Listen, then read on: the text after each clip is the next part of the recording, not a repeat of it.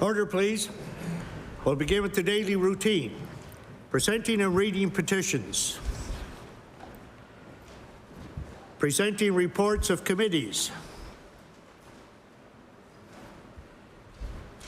Tabling reports, regulations, and other papers. The Honourable Member for Cape Breton Centre, Whitney Pear. Mr. Speaker, I am tabling a document with regards to a member statement I plan to do later this day.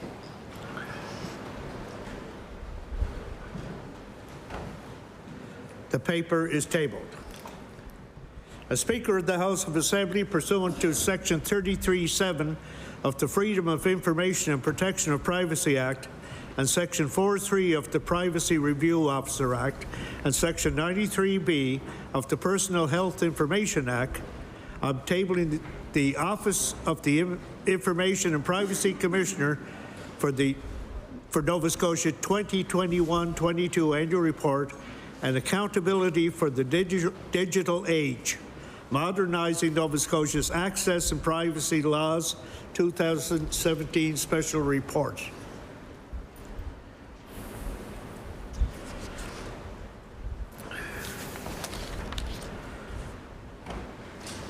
The report is tabled. Statements by ministers. I recognize the Honourable Minister of Gaelic Affairs. Thank you, Mr. Speaker. The celebration of Halloween is rooted in the Gaelic tradition of Samhain. It marked the end of the harvest and the beginning of winter. It was also a time when pre-Christian beliefs held that the boundary between this world and the next, the spirit world, was quite thin. For the early Christians, Samhain was an opportunity to explain Christian belief in the afterlife. And it is why we see All Saints' Day celebrated on November 1st and All Souls' Day celebrated on November 2nd, just after Oichahauna. It is why in Gaelic culture there is a strong faith and belief in Christianity, but also a strong belief in the supernatural. The late Gary MacDonald of Queensville was a man of faith, a Gaelic speaker, a step dancer. He and his wife Lorraine raised 9 children. He was a member of the Communications, Energy, and Paper Workers Union. And he helped to counsel many who suffered with addictions. He could see and hear dead people. Some people would say that is foolish talk. How convenient. But what if you had no choice in the matter? I heard about him, and our paths crossed years later. Of course, I was interested in this. And in the culture I grew up in, there's nothing foolish about it. And if you had not had an experience yet yourself, just wait. I asked Gary about it. He first described it as kind of a curse, but he suddenly corrected that and said it was a gift, I suppose. It was not something he ever asked for. He said experiences would occur more frequently at certain times of the year, at Christmas, at Easter. He recalled hearing a man speaking Gaelic, and Gary could speak Gaelic himself. And this man was obviously under some duress about something. Sometimes it would be a sign, a photo falling over, repeatedly, for no reason. I asked if there were places that were touched by events of the past, and he described those places like that of a biker bar. If you hang around long enough, trouble will find you. Well, one night, trouble found Gary. He was driving down the long stretch road, and up ahead he sees this woman staring into his eyes. As he gets closer, he gets very emotionally charged by this. She is giving him an awful look. He drove past, but there was no one there in the rearview mirror. Troubled by it all, he went to see the priest, Father Janangus Rankin, who said, "You have to go back there. You have to find out what she wants." Now, I could spend, Mr. Speaker, an afternoon telling you stories about Father Janangus. It's never talked about, but in every diocese there's an exorcist priest. And Father Janangus was that priest. If he was still around, I'm sure each of you in here could pick at least one other member in the chamber here that you could put him to work on.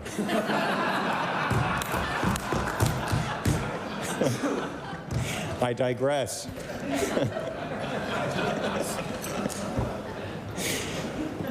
Gishiv spiritan a chaniel kumas bruin achga, mud bruin shiv sharu and toshach.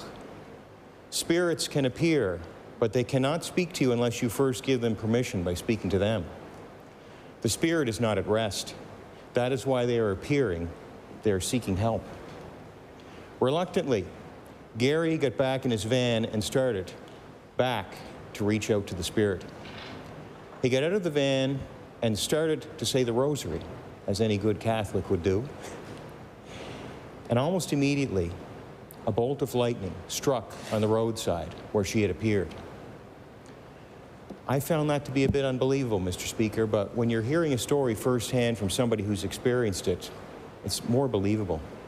You can bet it didn't take long for him to get back in the van. When he returned to Father Janangus, he was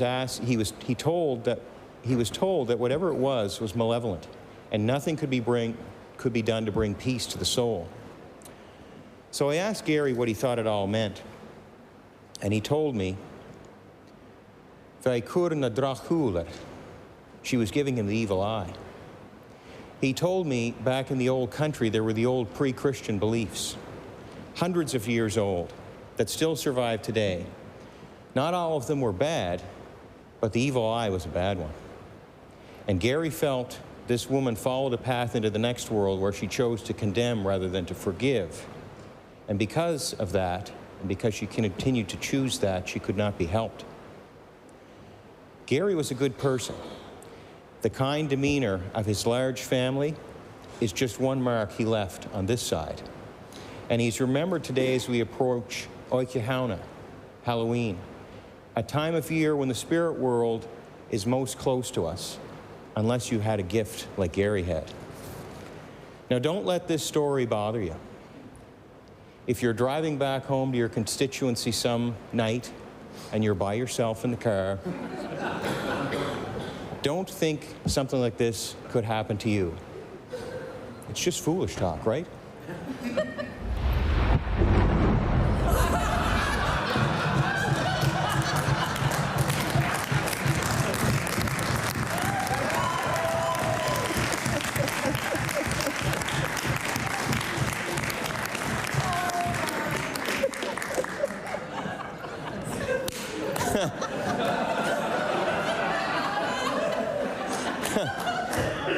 So with that, Mr. Speaker, Bienachtan na Sauna Orabula. Happy Halloween.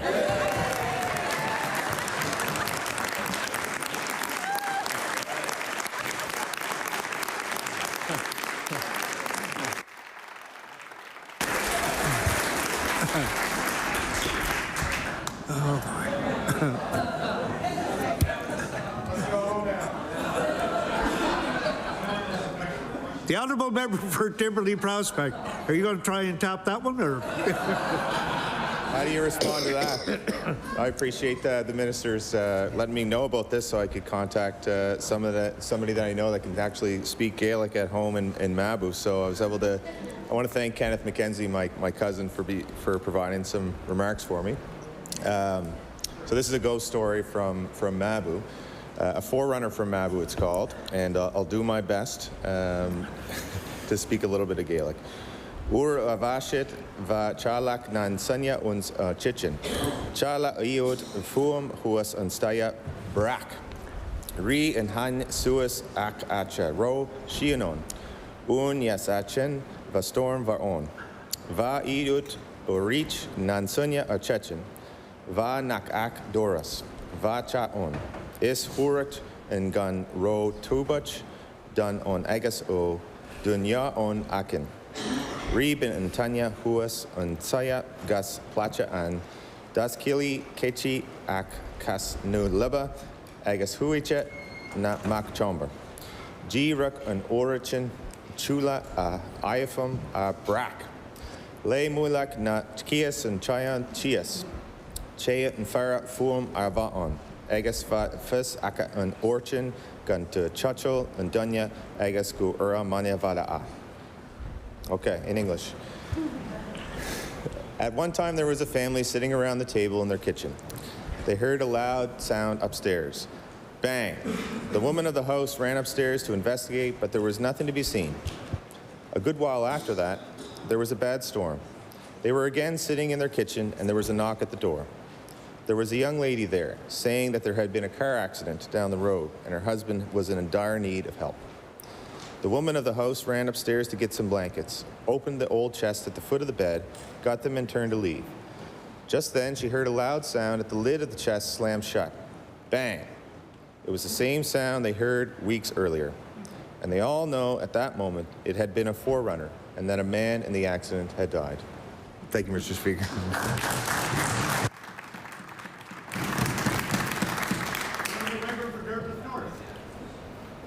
The honourable member for Dartmouth North.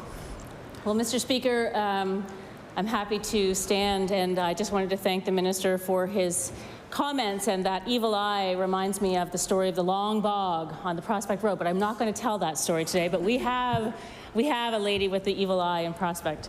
But I wanted to tell another story. A few nights ago, I was walking after a late night in the legislature across the McDonald Bridge, and it was engulfed in fog. It's been a very foggy week. And when you get up onto the bridge and you're in the fog, it's like it's called the bridge to nowhere.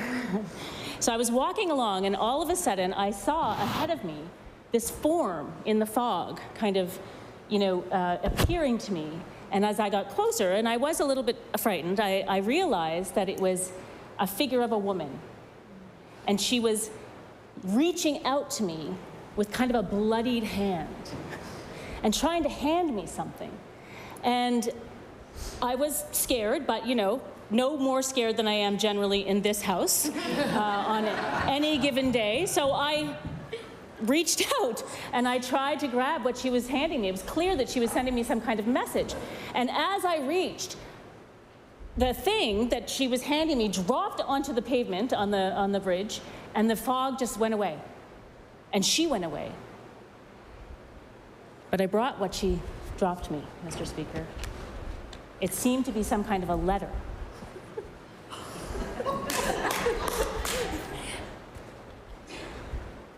Oops, sorry. Once I read what was on this, I realized that the person I had seen was the ghost of Dr. Helen Creighton. And it wasn't that unusual that I would see a ghost around Halloween, as the minister explained, especially of Dr. Helen Creighton. She was a great collector of ghost stories in Nova Scotia, and she lived in Dartmouth. So maybe she hangs around the McDonald Bridge, I don't know. But I'm just going to share with you what she shared with me. It says here, "My own town of Dartmouth is not immune to ghostly visitations, but again, I must be careful not to give the location away. Mrs. Hurdle said, I lived in a house in Dartmouth when I was 15 or 16. It was built on a hillside and had a basement kitchen and dining room, both above ground, not unlike the leader of the NDP's home, I might add. One day we were in the dining room, father, mother, a visitor, and I heard what sounded like a breathing just beside me. It frightened me so that I ran to my father, and he thought I was crazy, but my mother stood holding the teapot in her hand and said, "Did you see that?" She and the young man who was visiting had both seen it. This was a man without a head, standing right beside me. We learned later that a peddler was supposed to have been murdered in that house. So that's the end of Mrs. Hurdle's. Now this is back to Dr. Creighton.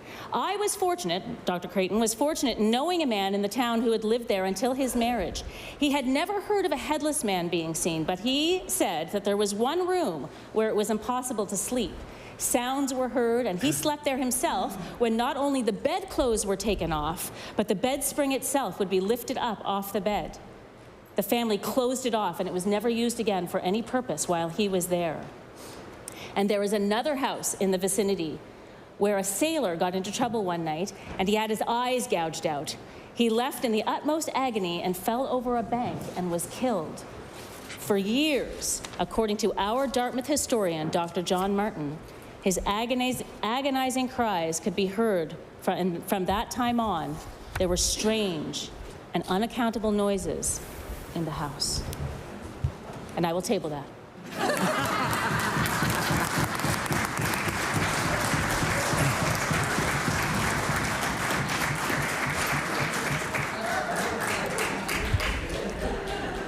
Maybe we could just adjourn the House. Everybody's too scared.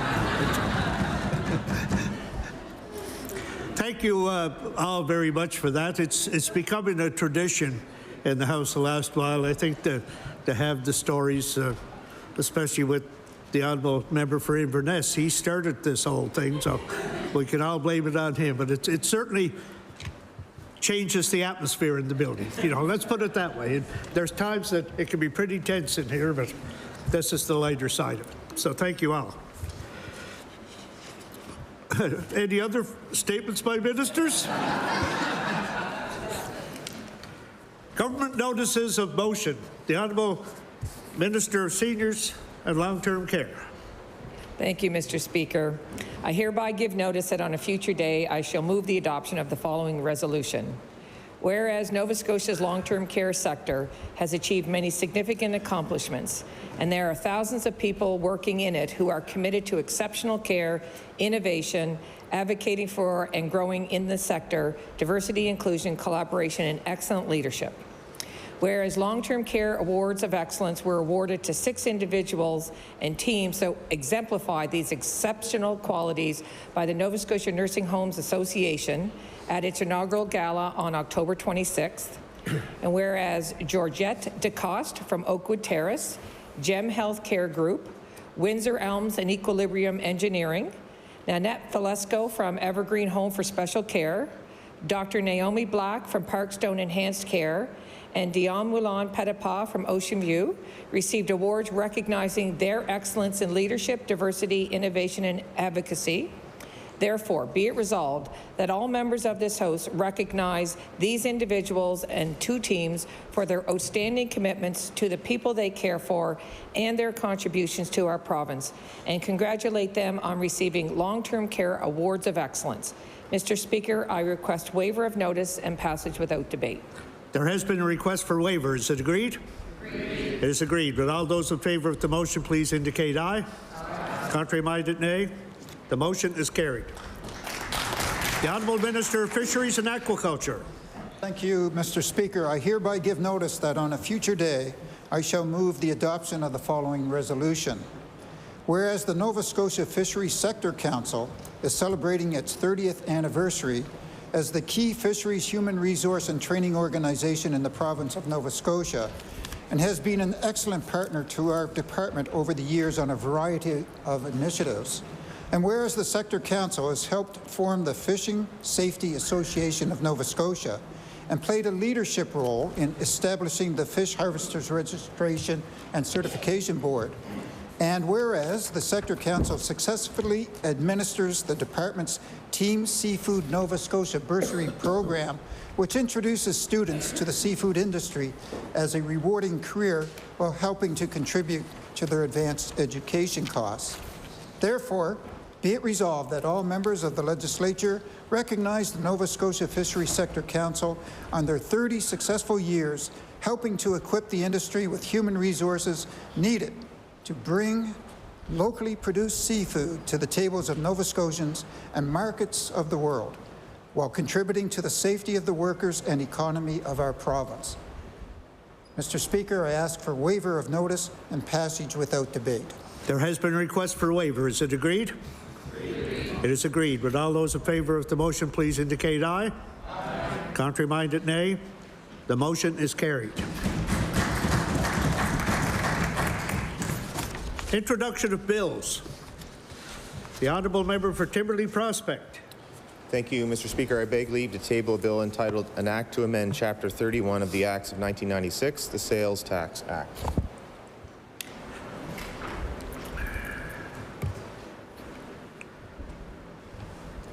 The Honourable Member for Timberley Prospect begs leave to introduce a bill entitled An Act to Amend Chapter 31 of the Acts of 1996, the Sales Tax Act. Bill 238, an act to amend Chapter 31 of the Acts of 1996, the Sales Tax Act. Ordered that the bill be read a second time on a future day.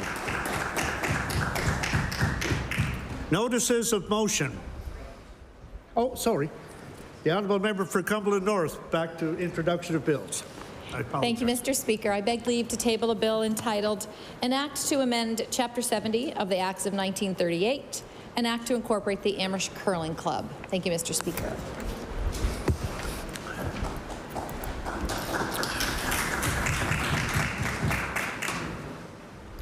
The honourable member for Cumberland North begs leave to introduce a bill entitled An Act to Amend Chapter 70 of the Acts of 1938, an act to incorporate the Amherst Curling Club. Bill 239, an act to amend Chapter 70 of the Acts of 1938, an act to incorporate the Amherst Curling Club. Ordered that the bill be read a second time on a future day. Notices of motion. Statements by members. The honourable member for Pictou West. Thank you very much, Mr. Speaker.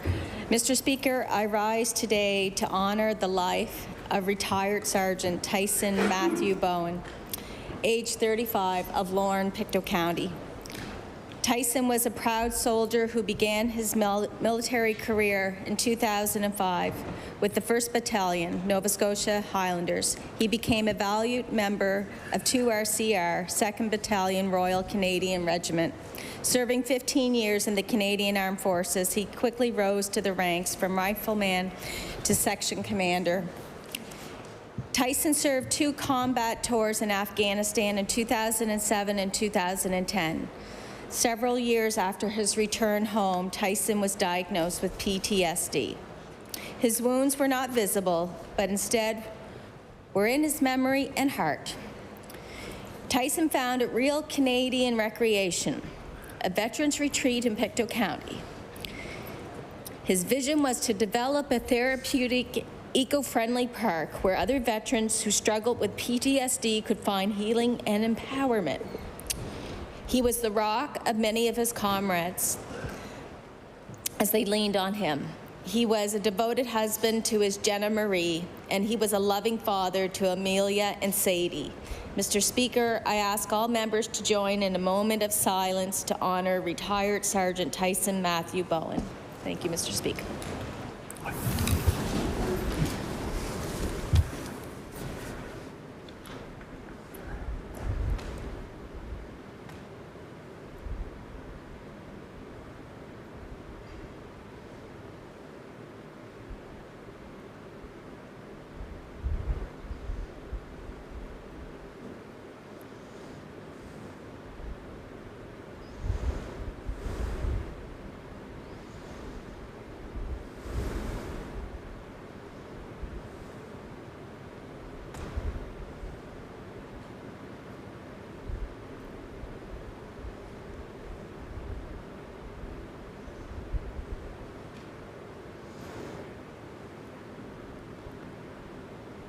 Please be seated. The honourable member for Bedford Basin. Thank you, Mr. Speaker. I would just like to note that yesterday marked the day 12 years ago when my colleague, the member for Yarmouth, first took his seat in the House. So that's a dozen years. And we just actually looked at a picture from that day, and boy, we both looked a lot younger, I have to say. And I will note that the member was still wet behind the ears. I think I was the whip at the time, or maybe I was caucus chair and then became whip, but part of my job was to keep him in line. And so he's still here, so I figure I did my job. He's gone on to serve this is your fourth term in the House, and he's gone on to serve as Minister of a variety of different departments. Natural resources, municipal affairs, education and health come to mind, and I just want to wish him a dozen more years in this House, but perhaps back on the other side. Thank you, Mr. Speaker. The honourable member for Dartmouth South. Thank you, Mr. Speaker. Mr. Speaker, I beg leave to make an introduction. Permission granted. I'm going to introduce my youngest son, Sam, who joins me today in the gallery.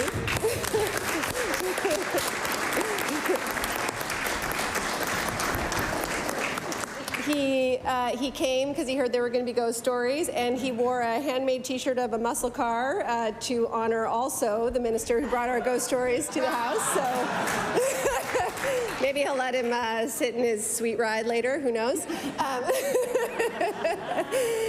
But on a more serious note, I do want to rise and say that, as always, these legislative sittings are taxing on our families and our support systems and the people who love us. I know that that's true for the outside members, but it's also true for us who live closer to this building. And so I just want to take a moment and thank Sam and his sisters, Molly and Anna, and my husband, Jamie, and my mother, and all those members of all of our families who pick up the slack when we are in here, sometimes doing really great work and other times trying to do really great work. So, thank you for welcoming Sam to the House, and thank you to all of our families.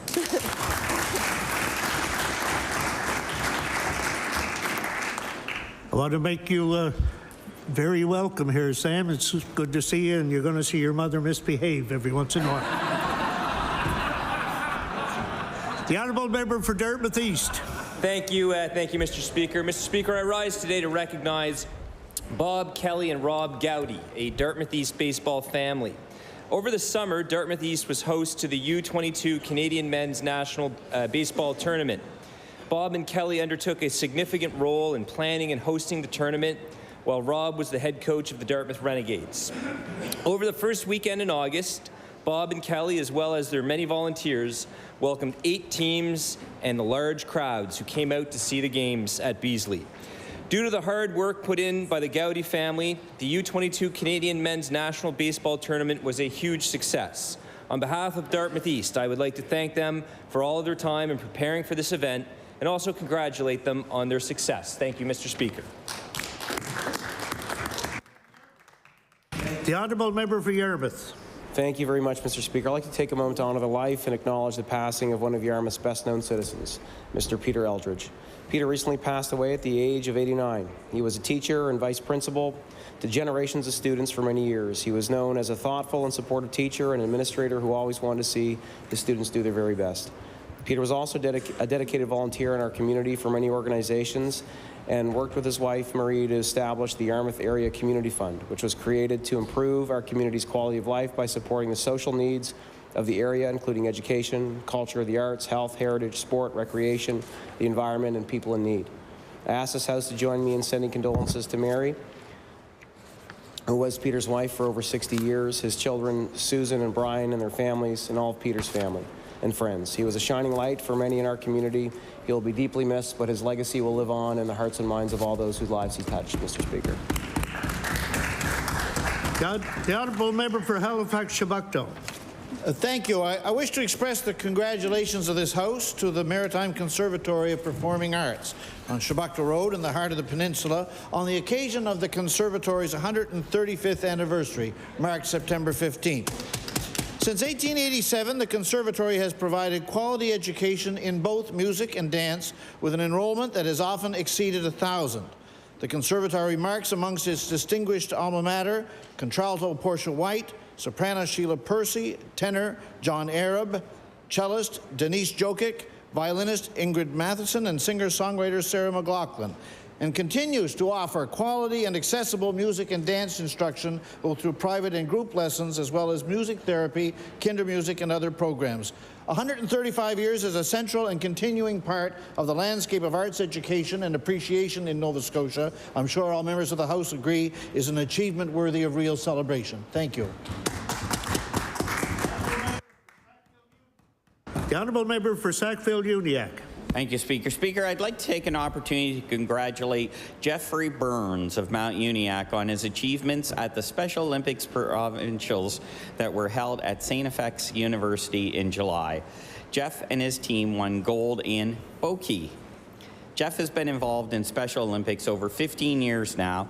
He's competed at national levels and in 2020 at the Special Olympics Canada Winter Games that were held in Thunder Bay. Speaker, I personally know Jeff, who's helped me DJ Special Olympics bowling tournaments over the years, and I'll certainly tell you he's one heck of a great dancer. I'd like to congratulate Jeff on his success at Special Olympics Provincials and wish him all the best of luck in his future accomplishments. Thank you, Speaker. The honourable member for Halifax Atlantic. Thank you, Mr. Speaker. On September 19th, William Douglas Roy, better known as Doug, passed away at the age of 48. Doug attended Dalhousie and had a successful career, including director of the Mining Association. Doug met the love of his life, Becky, at age 18, and they were side by side for the next 30 years. They were best friends and had 3 beautiful children, Patrick, Megan, and Olivia. Mr. Speaker, Patrick, Megan, and Olivia could not have asked for a better father and role model. Doug was an amazing husband, father, and friend to many. Rest in peace, Doug. To Becky and his kids, we love you, and the community will always be there for you. Thank you, Mr. Speaker. The honourable member for Halifax Citadel, Sable Island. Mr. Speaker, one of the most important parts of healthcare is the support provided in the community by pharmacists. As a professor of pharmacy, Dr. Kyle Wilby at Dalhousie since 2021 knows that some communities face more barriers than others to equitable and non-discriminatory healthcare. He is a champion for the rights of 2S LGBTQI+ patients and makes this known through his research, advocacy, and teaching. He has helped lead several projects around the world on modernizing pharmacy curriculum to be more representative of a contemporary range of patients, ensuring that gender and sexual diversity remain at the forefront not only in teaching, but also in curriculum development, assessment and evaluation, and optimizing student learning environments. The Dalhousie College of Pharmacy's modernized curriculum was his most recent challenge, just after he modernized the curriculum at the University of Otago in New Zealand, for which he won an Excellence in Teaching Award. Mr. Speaker, I ask my fellow members to join me in recognizing Dr. Wilby's efforts to improve and enrich his students' learning experiences. The honourable member for Shelburne. Thank you, Mr. Speaker. Mr. Speaker, I rise today to recognize the volunteers and participants in the Shelburne Whirligig and Weather Vane Festival held on September 17th and 18th. For over 20 years, this unique festival has been held on the Shelburne waterfront, located in the 3rd natural best harbour in the world. Visitors enjoyed a variety of beautiful hand-built whirligigs and weather vanes created by local artists from across our province and further afield. There have also had the opportunity to vote for their favourite pieces for many categories. Participants also had the opportunity to participate in several workshops, allowing adults and children to try their hand at building a whirligig or weather vane. Mr. Speaker, I respectfully ask all members of this House of Assembly to join me in recognizing another successful whirligig and weather vane festival in Shelburne. Thank you, Mr. Speaker. The honourable member for Preston. I rise today to acknowledge and give a shout out to one of my CAs, Miss Linda Clayton, who is celebrating her birthday today. Our office, you know, she's been with me since I started, and she's an amazing support. And what we call her in the office is the fairy godmother who saves us and teaches us. And one thing I have to say, I'm extremely thankful for her coordinated outfits, stilettos that she wears daily, because at least once a month I'm getting new wardrobe from her. And she's known in the office for saying, her famous saying is, "I can't even, Angela, I can't even." So Linda, enjoy your trip to PEI as you watch your son play basketball, celebrate, and have a wonderful weekend. And I will see you Monday, my friend. Thank you. The honourable member for Digby Annapolis. Oh, I'm sorry. I'm jumping the gun here. The honourable member for Cape Breton Centre, Whitney Pier. I apologize. Thank you, Mr. Speaker, and I still love you. In my community of Cape Breton Centre, Whitney Pier, and across Nova Scotia, workers want to see more health and safety protections for workers. Workers in low-wage jobs especially. Government does not do enough to support and provide these protections, Mr. Speaker. Workers making minimum wage deserve 10 paid sick days, Mr. Speaker, as well as do other workers.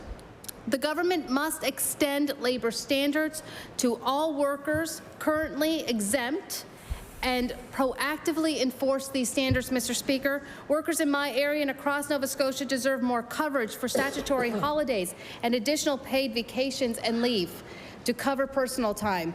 Mr. Speaker, workers deserve better. Thank you.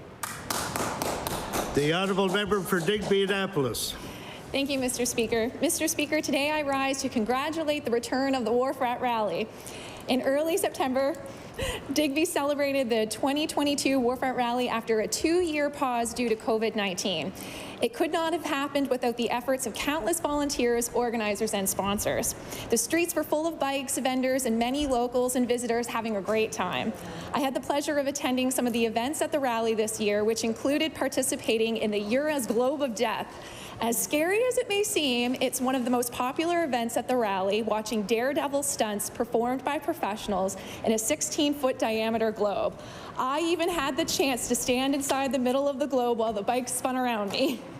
Mr. Speaker, I ask that all members of the legislature share a round of applause to congratulate the Wharf Rat Rally Motorcycle Association and all their success this year. I look forward to seeing everyone again in 2023 at the next Wharf Rat Rally. Thank you, Mr. Speaker. The honourable member for Halifax-Armdale. Mr. Speaker, today I would like to acknowledge the team of skilled professionals who runs the Halifax Driving School. The instructors and the Halifax Driving School are patient, experienced, and amazing teachers. They are helped many community members again to gain confidence to obtain a driver license. Mr. Speaker, instructors are service like the Halifax Driving School play an essential part in keeping our roads safe and our drivers responsible. Thank you, Mr. Speaker. The honourable member for Halifax-Needham. Mr. Speaker, I beg leave to make an introduction. Permission granted. I would like to introduce my 3 littlest ones. They're up in the West Gallery. They've been here before, and they enjoy coming into the house. So today's a PD day, as we all know. And I have Sajora on the end, Sage in the middle, and Saivea on the other end. They're not really too... Oh, yeah, there we go, there we go. All right. Welcome, you guys. Indeed, we welcome all visitors to the legislature, and you'll be seeing your mother misbehave today, too. The honourable member for Halifax-Needham. Thank you, Mr. Speaker. I rise today to recognize all Nova Scotians that take the time out of their days to be a part of agencies, boards, and commissions. ABCs are created to provide advice and services in different areas consisting of advisory committees, councils, corporate boards, and adjudicative bodies. Being a part of an ABC allows you to help shape your communities. As a volunteer, you all impact the future of our province, and you make a positive difference in the lives of your neighbors. As a member of ABCs, your passion for your community and your expertise is valuable and is important, and I would like to acknowledge that here in this House. I would like all members of this House to help me recognize and thank the volunteer work of all Nova Scotians who put their names forward to sit on the ABCs of Nova Scotia. The honourable member for Cumberland North. Mr. Speaker, I rise today to draw attention to the ongoing need to recruit registered nurses to work in hospitals in Cumberland County and, in fact, across the entire province. During the last election campaign, this government's platform very much focused on improving the delivery of health care, which unfortunately there is very little evidence of. Another election promise was to move decision-making back to local areas again. And again, there's little indication that this is happening. A prime example of how these 2 promises remain unfulfilled are the fact that many nursing staff vacancies at Nova Scotia health facilities exist. I call upon the government to once again allow all regional hospitals the flexibility to advertise, recruit, and hire the needed staff for jobs in their local area without the need to involve Nova Scotia's health's human resource hierarchy at the zone or provincial level. Thank you, Mr. Speaker. The honourable member for Kings West. Thank you, Mr. Speaker. Mr. Speaker, as we've heard from many other members in the legislature, countless Nova Scotians stepped up in the wake of Hurricane Fiona to offer their support. Guy Meister of Aylesford is another one of those who stood up for his fellow man. Guy contacted his neighbors, friends, and local businesses, and within a few hours had a truck and trailer loaded with generators, building materials, socks, footwear, locally milled lumber, ladders, numerous cases of nails, a generous supply of tools, and even some local apples to donate to the people of Port-aux-Basques, Newfoundland. Many others offered gas cards to help Guy cover the cost of his transportation. When Guy arrived, he didn't take his donations to drop-off centres. He drove around to the harder-hit areas and personally let the people know what he had available. He encountered a senior who managed to save his home, but his shed and tools were taken out to sea. Guy gave him enough lumber, metal siding, roofing, screws, and nails to build a new one. He didn't have enough tools, so Guy gave him a table saw, skill saw, hammers, square level, and measuring tape, and more. Mr. Speaker, I ask members of this legislature to join me in thanking Guy for his selfless acts and for helping those in need. Thank you, Mr. Speaker. The honourable member for Cole Harbour Dartmouth. Mr. Speaker, today I stand to recognize a dedicated volunteer and true gentleman. Paul O'Boyle served in the Canadian Forces for over 30 years, and upon retirement, he continues to serve the veteran community through organizations such as the Royal Canadian Navy Benevolent Fund, the Royal Canadian Legion Somme Branch, and the Last Post Fund. Paul's superb leadership, outreach, and can-do attitude have contributed to their success both locally and provincially. For example, his efforts related to the Royal Canadian Navy Benevolent Fund and Last Post Fund have had a direct and positive impact by ensuring the continuity of loans, grants, and funeral services of indigent veterans. When not involved with veterans, Paul often delivers food hampers to needy members of his community via the Society of the St. Vincent de Paul. Mr. O'Boyle is a dedicated, compassionate, and consummate volunteer within his community, and consequently, he is highly deserving of the recognition in this House today. Thank you, Mr. Speaker. The honourable member for Eastern Passage on an introduction. Thank you, Mr. Speaker. I'd be glad to make an introduction. In the West Gallery behind me, I would like to welcome cadets from 18 Lions Royal Canadian Air Cadet Squadron from Shearwater. I'll ask them all to stand up, please.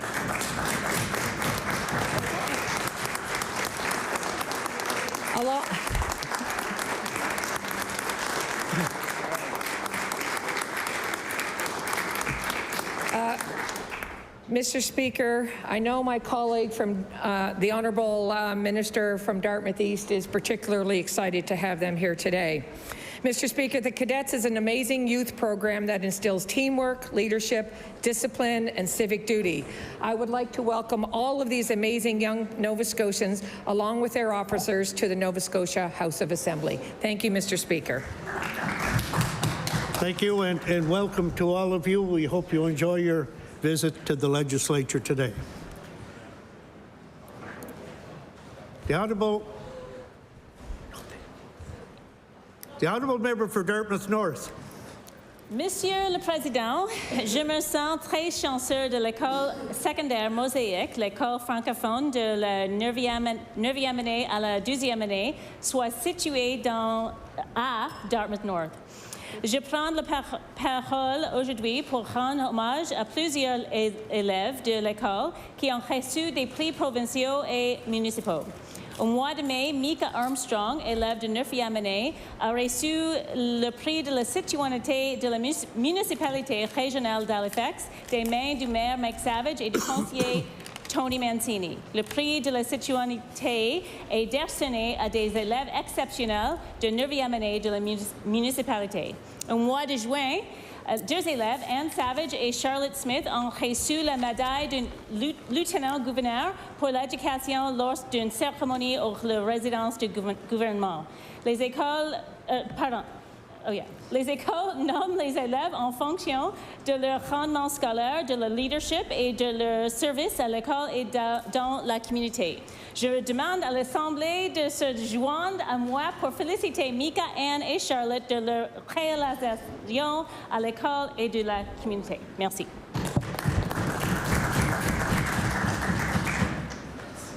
The Honourable member for Waverley Fall River Beaverbank. Thank you, Mr. Speaker. Mr. Speaker, it's taken 2 years and 2 postponements, but the first River Lake Scouts in Fall River finally made their 10-day excursion to the Swiss Alps. They were joined by 80 other Canadians and over 300 Scouts from around the world. Mr. Speaker, these young Scouts, many who have never been outside of Canada, earned many badges on their trip. They engulfed themselves in the local culture and history and made memories of a lifetime with each other as well. with other Scouts worldwide. This is a wonderful, unforgettable experience for our youth. Mr. Speaker, please help me in recognizing the amazing efforts of the First River Lake Scouts in Fall River in teaching valuable life skills to our youth. Thank you, Mr. Speaker. The honourable member for Clayton Park West. Mr. Speaker, I rise today to recognize Sudesh and Surinder Bala for their entrepreneurial spirit. With a desire to share Indian cuisine in Halifax, Sudesh and Surinder opened Bombay Bistro. It's actually in the Rockingham South, the new development of Rockingham South. It's a beautiful, large restaurant with beautifully decorated, and it can take wonderful, large groups as well. Bombay Bistro offers everything from biryani, tikka masala, naan, curry, the curries, and more. I congratulate Sudesh and Surinder for realizing their business idea and wish them the utmost success in their future endeavors. I would ask the House to join me in recognizing Sudesh and Surinder for their business success. Thank you. The honourable member for Halifax Citadel, Sable Island. Mr. Speaker, almost any Nova Scotian who has had the pleasure of visiting my constituency will know about the beautiful Halifax Public Gardens. The Friends of the Public Gardens are a volunteer board who takes charge of the maintenance, care, and promotion of this beautiful site. They have had a challenging few months. Multiple incidents of vandalism have occurred in the gardens, and some of the oldest trees on site were rendered unsalvageable. Nonetheless, the gardens continue to evolve. Earlier this fall, I was honored to join the Friends along with the Monarchist Society to unveil a new bench honoring the 70-year reign of Queen Elizabeth II. Mr. Speaker, I ask my colleagues in this chamber to join me in recognizing the efforts of the Friends of the Public Gardens in one of their more difficult times and wishing them well in their ongoing work to keep this urban sanctuary safe. The Honourable Leader of the Official Opposition on an introduction. Thank you very much, Mr. Speaker. I'd just like to bring the House's attention to the West Gallery. We have a host of private childcare operators here. I know I speak on behalf of everyone in the House when I say how important the work is that these folks do, particularly for us that have young kids. Critical work for not just our families, our economy, our communities, but also for the youngsters themselves. So critical for development and their well-being and growth. So thank you all so much for the work that you do, and I ask the House to join me in welcoming this group here today.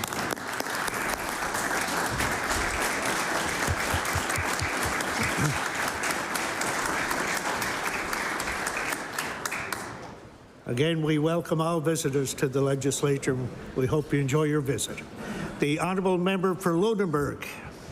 Thank you, Mr. Speaker. Mr. Speaker, I rise today to recognize Sally Hutchinson and officially congratulate her on being named Outstanding Healthcare Provider of the Year by the Mental Health Foundation of Nova Scotia. Sally has been an integral part of the team at Second Story Women's Centre for nearly 20 years. As a support worker, she offers counseling services to women and gender-oppressed individuals. She believes that true presence and listening deeply can do much to inspire healing. Indeed, Sally would say that her true learning has come from the courage and resourcefulness of the people with whom she sits every day. Mr. Speaker, it is a true honor to have this opportunity to congratulate Sally on receiving this richly deserved recognition. Thank you, Mr. Speaker. The honourable member for Clare. Mr. Speaker, on April 16th, the Southwest Storm beat the E.H. Ryson Construction Penguins, winning the best-of-7 series for the Nova Scotia Junior Regional Hockey League Championships. This result is particularly noteworthy as this was the first year for the Southwest Storm in this league and the first Junior C hockey team based in Barrington in years. This team's roster included players from every part of my end of the province, including Léon Boudreau, Maxime Hanna, Nicolas Leblanc, Simon Muse, and Nathan Toffs from Clare.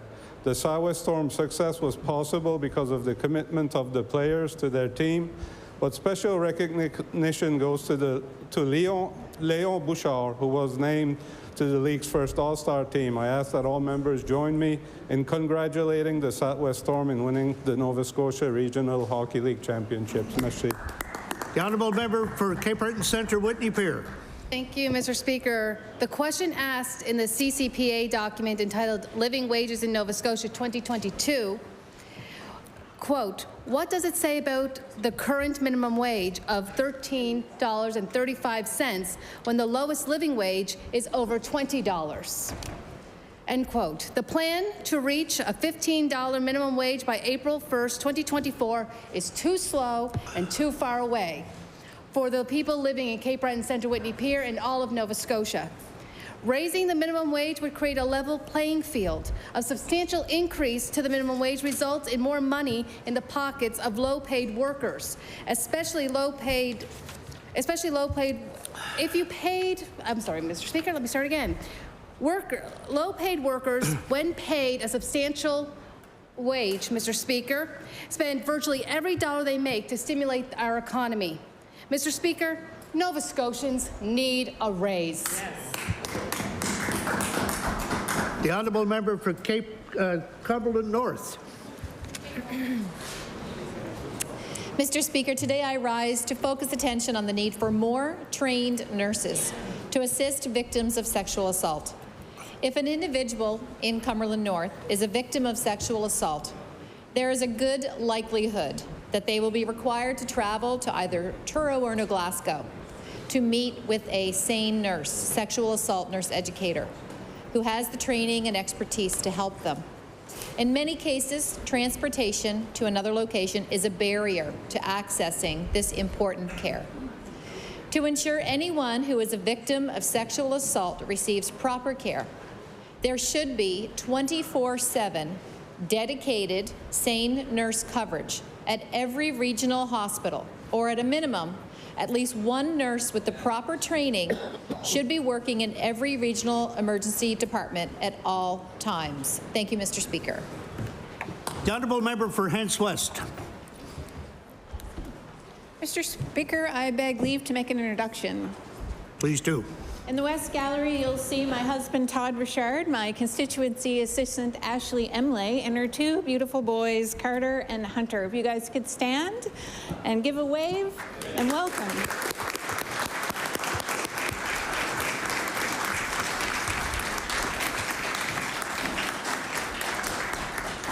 Once again, we welcome all visitors to the legislature. The honourable member for Hants West. Mr. Speaker, I wanted to rise today to express my pure gratitude and thanks to my constituency assistant, Ashley Emley. Ashley came to work for me last January, and we immediately formed a bond that has grown into a friendship.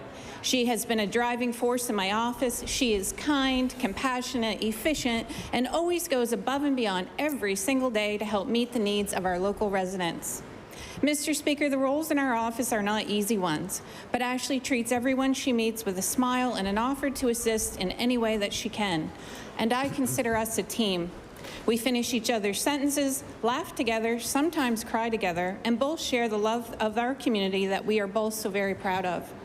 Ashley is truly a beautiful person inside and out, and I don't know how I could do this job without her. Mr. Speaker, I ask that all the members of the legislature join me in thanking Ashley and her family from the bottom of my heart for all that she does and for being the glue that keeps me together. Thank you, Mr. Speaker. The honourable member for Bedford South. Thank you, Mr. Speaker. Mr. Speaker, today I rise to recognize constituents Hoda and Basma El Hefnawi, and Basma is here with us today, the owners and operators of Care and Fun Childcare. Hoda, Basma, and all of their team at Care and Fun provide a place of fun, love, and care for dozens of children every day, including my daughter Heidi, who's there as I speak, and my son Bo, who spent 3 years at Care and Fun. Running a daycare is not an easy business, and the last couple of years have been especially busy and complicated as the team adjusts to a new system and operational model. No matter what, I know that Hoda and Basma will continue to educate, entertain, and enrich the lives of the children they care for. I would ask all members of the House to congratulate and recognize everyone at Care and Fun for the invaluable service they provide to the community and our children. Thank you, Mr. Speaker. The honourable member for Halifax Needham. Thank you, Mr. Speaker. I rise today to acknowledge the Needham Early Learning Center. They have been serving the needs of Halifax and neighboring communities since 1983. Through play, they provide learning opportunities for well-being, discovery, invention, language and communication, personal and social responsibility, promoting healthy development in a safe and inclusive environment. The staff of this center love and care for the children as if they were their own. As we know, childcare is essential to our daily living, and ECEs and staff should receive tangible recognition of this critical work and should be paid a living wage. I would ask all members of this House to join me in acknowledging Needham Early Learning Center, and I am very proud to say that they are in my riding.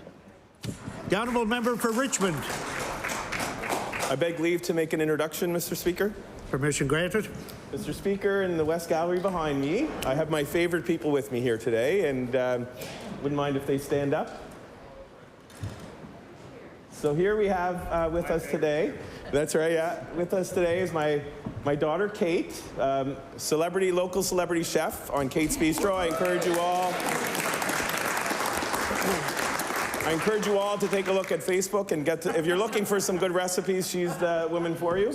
I've got my son, Luke, a musician extraordinaire, so fiddle player and piano player. I have my international students. So my wife and I have been taking international students for over 10 years. This is 24 international students. Lilu is with us from Belgium, so she's living with us right now. And finally, on my left, my rock, and certainly as everybody here can appreciate, our partners are incredible in holding us all together. And so I'd just like to acknowledge my wife and how lucky I am. So thank you, everybody.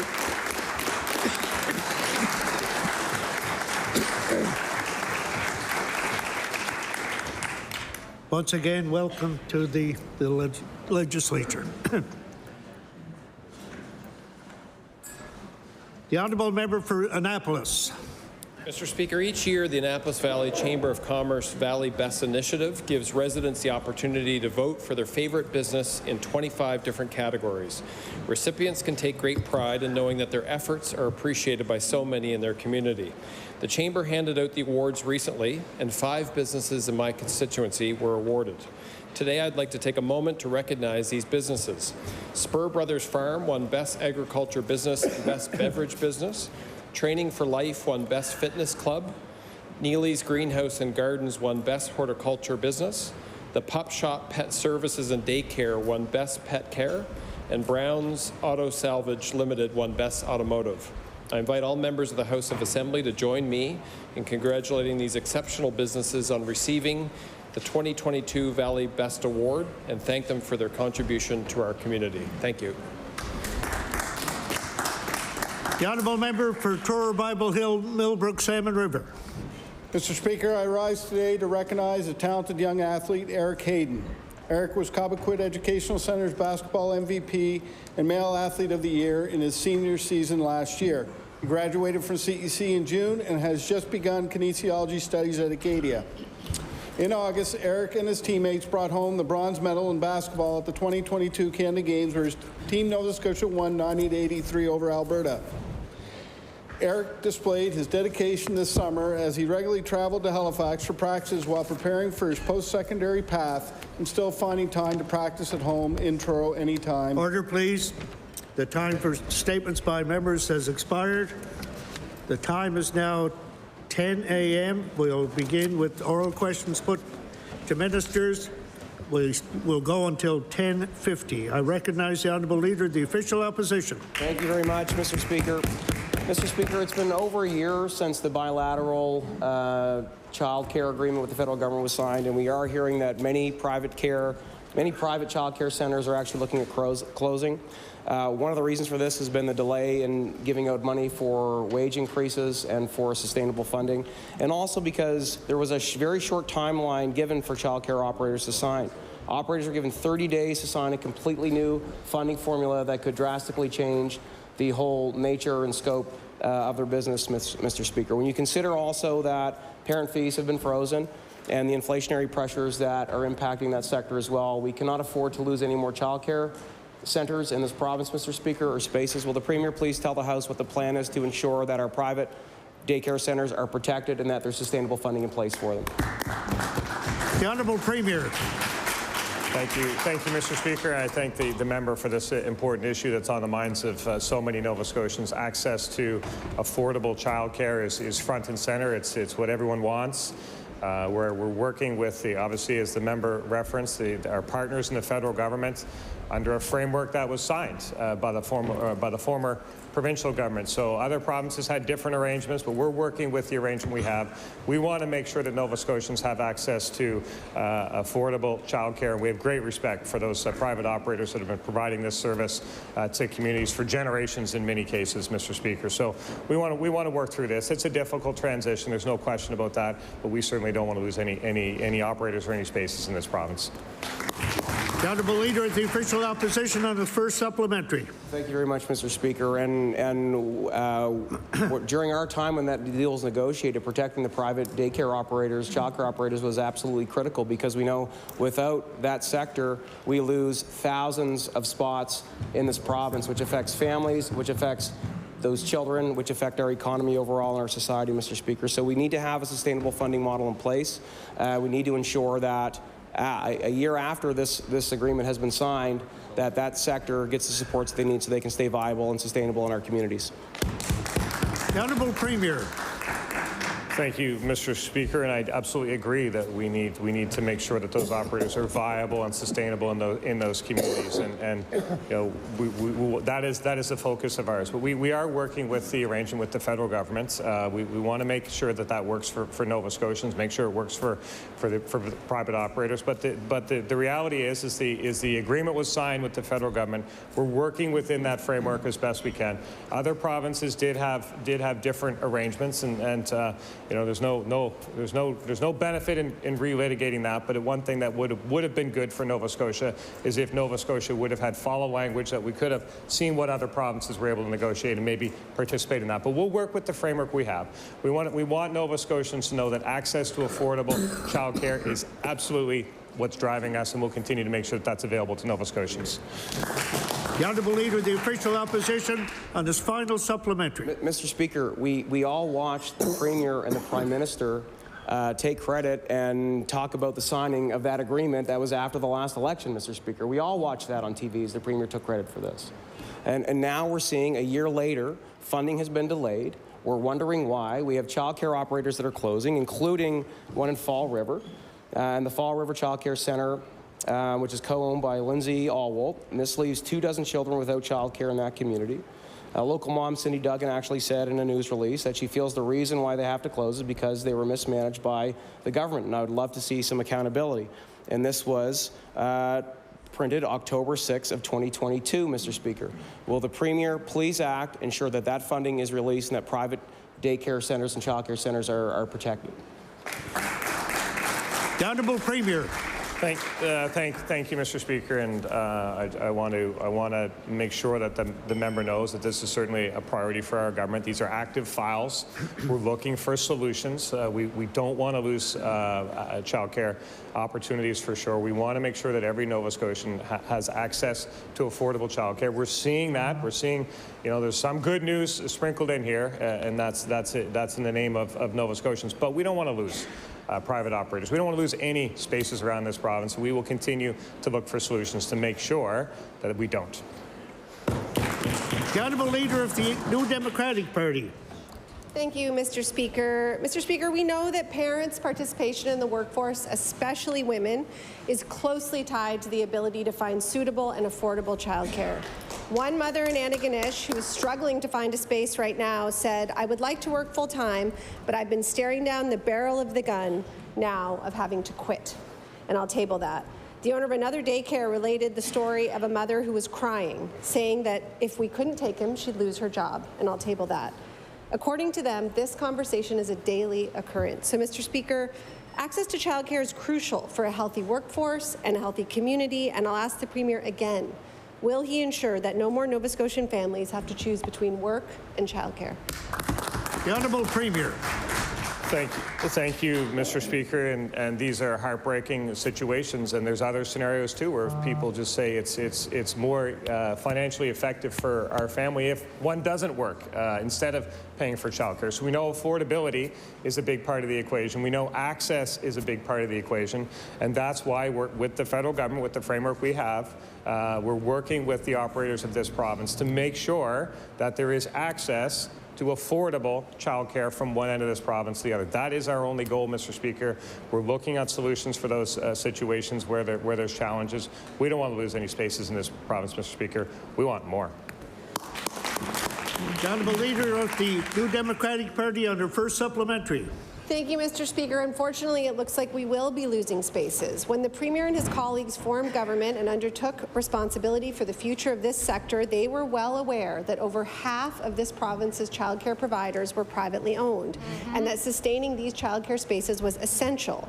The Canada-Nova Scotia Early Learning and Childcare Agreement explicitly states it will be important as we transform our early learning and childcare system that we do not destabilize the sector to the point that families no longer have access to care in their community, and I'll table that.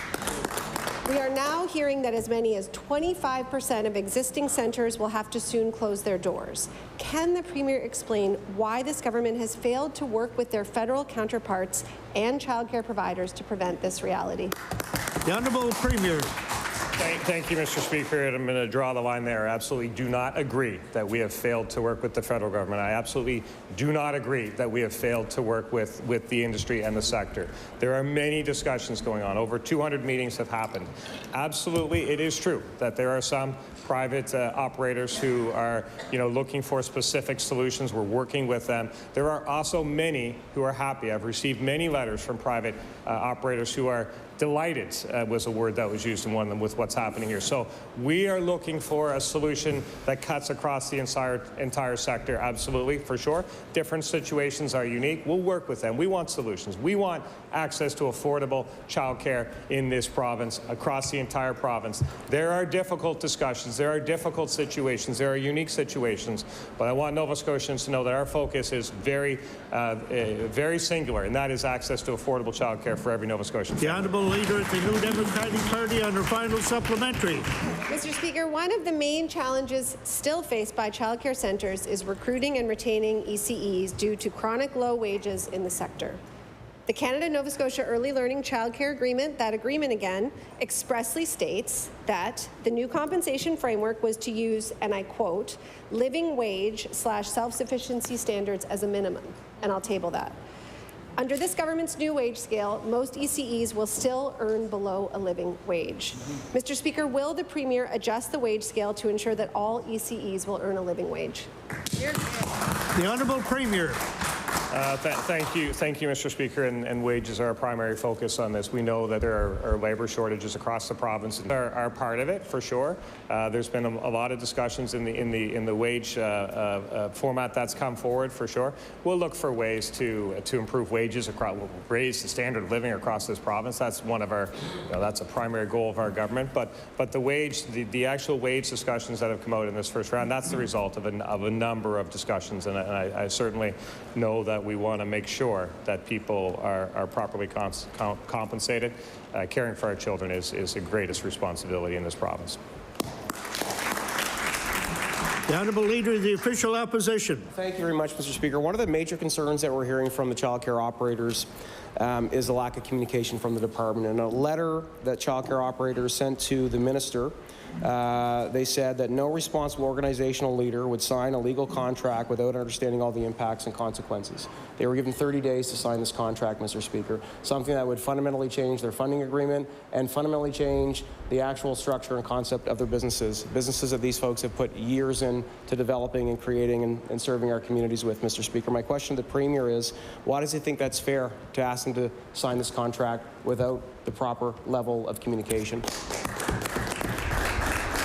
The Honourable Minister of Education and Early Childhood Development. Thank you, Mr. Speaker, and I thank the member opposite for the question. So one thing that we are incredibly proud of and that has been really important in the work that we are doing is the engagement that we are doing with this sector. We stood up a sector engagement table that consists of operators, private and nonprofit, and this was a table that wasn't envisioned in the agreement and it wasn't addressed in the agreement. This is a table we created. Not only are operators at the table, we have ECEs at the table, we have academics at that table, and we have parents at that table. And we work with that table to understand what the next steps need to be, and we work with the sector to understand what the next steps need to be. We have, in the last month, as we've rolled out ECE wages, which that table in the entire sector told us needed to be our first priority, engage in a variety and multitude of ways with people across the sector. And I can continue and explain to you exactly all the ways that we're engaging with the sector. The Honourable Leader of the Official Opposition.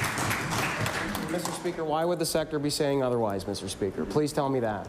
We have private sector operators that are worried about the future of their businesses.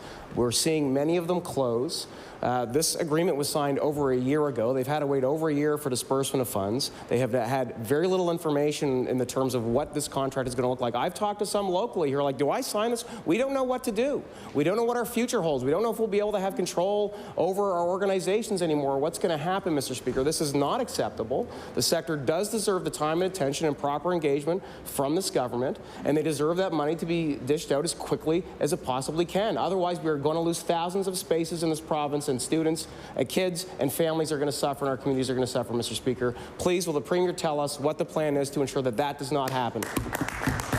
The Honourable Minister of Education and Early Childhood Development. So many things in 45 seconds, Mr. Speaker. So let me just talk about the engagement that we're doing to support the operators to deliver this first priority that everyone agreed needed to be first priority.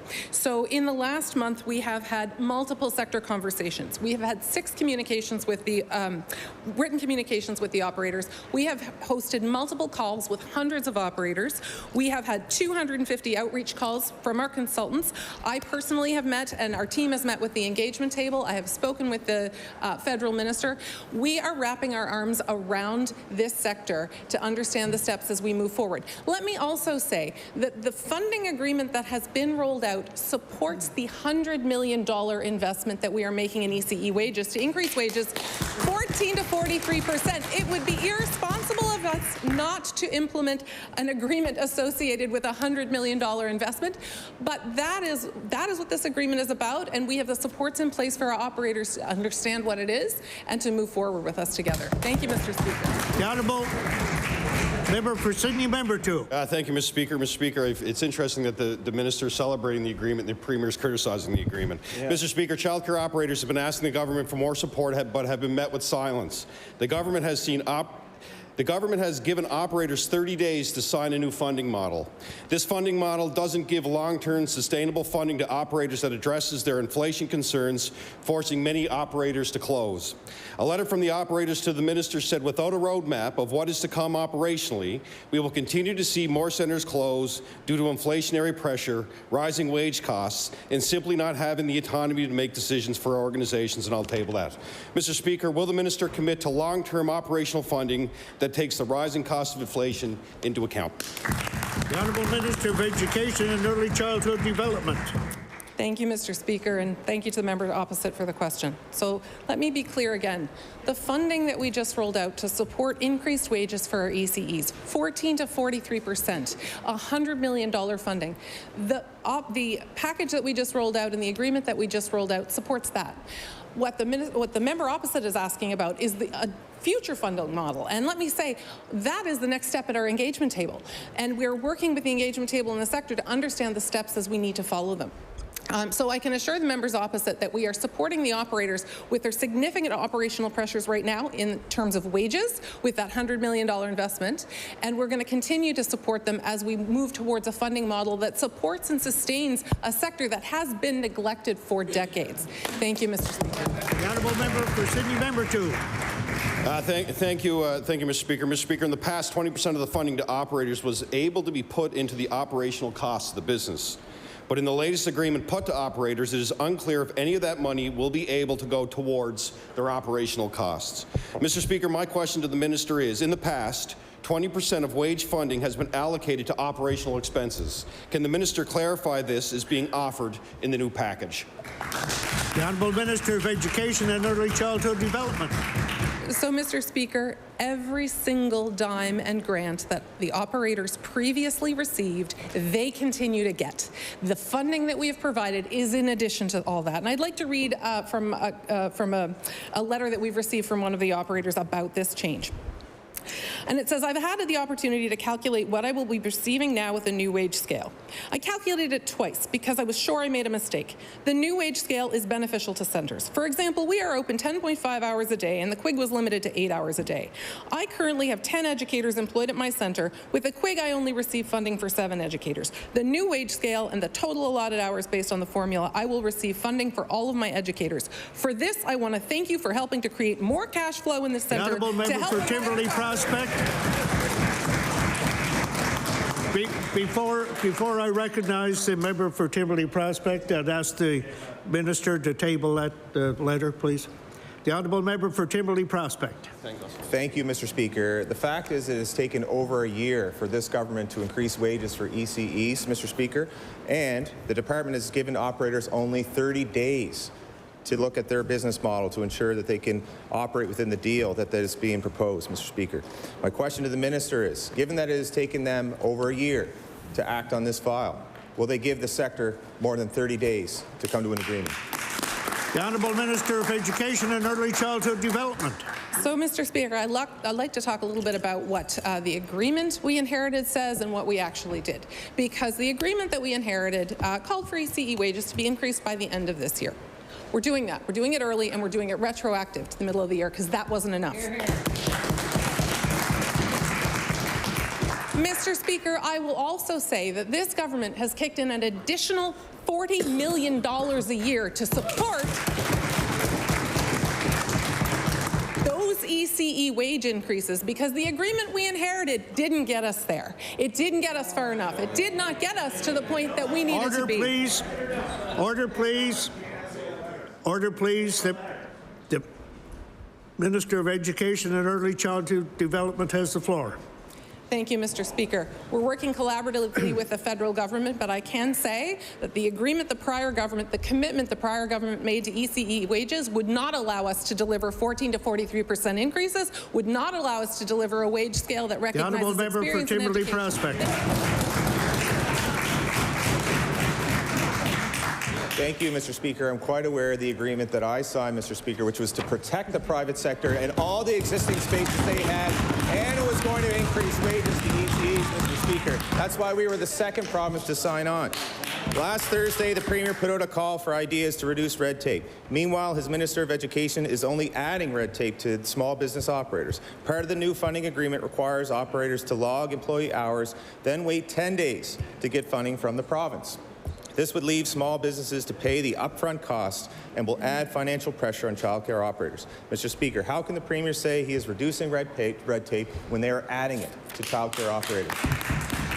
The Honourable Minister of Education and Early Childhood Development. So, Mr. Speaker, every step of the way with our improvements to childcare in Nova Scotia, with the decrease in fees, 25% decrease that already happened, down to 50% decrease before the end of this year, with the ECE wage increases that we're rolling out, these funds flow to operators first, so it doesn't come out of their pocket. That's how we set up our wage increases for our ECE operators. That's how we set up our fee reductions for families, so that our operators are supported in advance to make these changes so that it doesn't come off the backs of the operators themselves.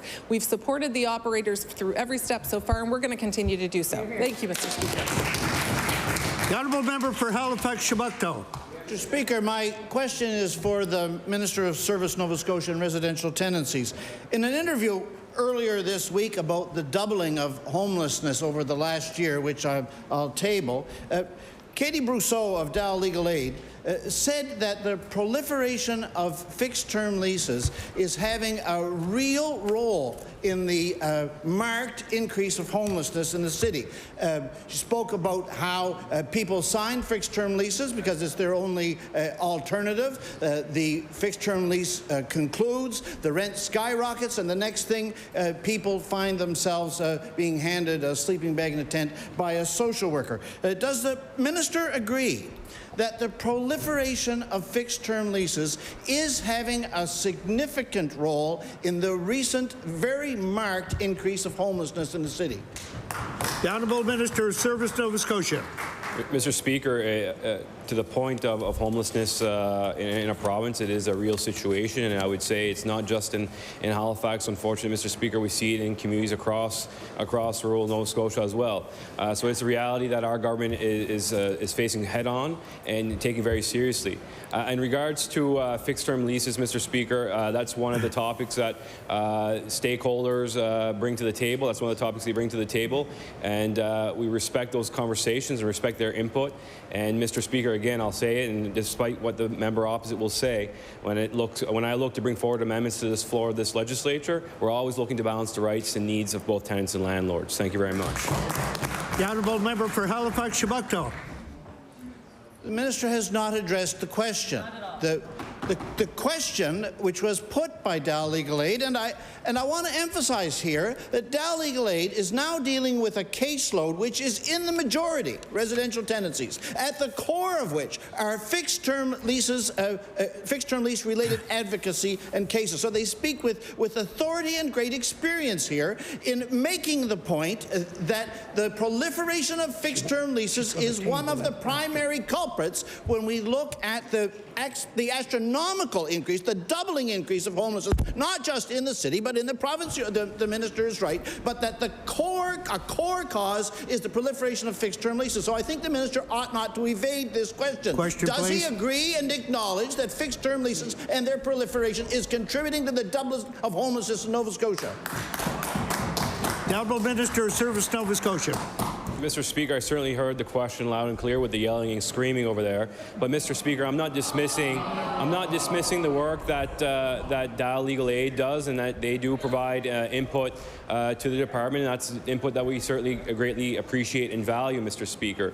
As I stated before, there are instances where fixed-term leases do serve a purpose. When people move across the province or move into the province for a short period of time, whether it be students traveling in a different part of the province to further their studies, Mr. Speaker, when a tenant and a landlord agree for a fixed-term lease, they're agreeing that there's a start and end date there, Mr. Speaker. But again, when I will be bringing forward amendments to the floor of the legislature, I will always be looking through the lens of balancing the rights and needs of both tenants and landlords. The Honourable Member for Cole Harbour, Dartmouth.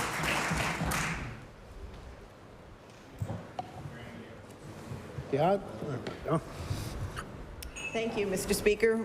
We're all hearing from parents in our communities regarding childcare spaces.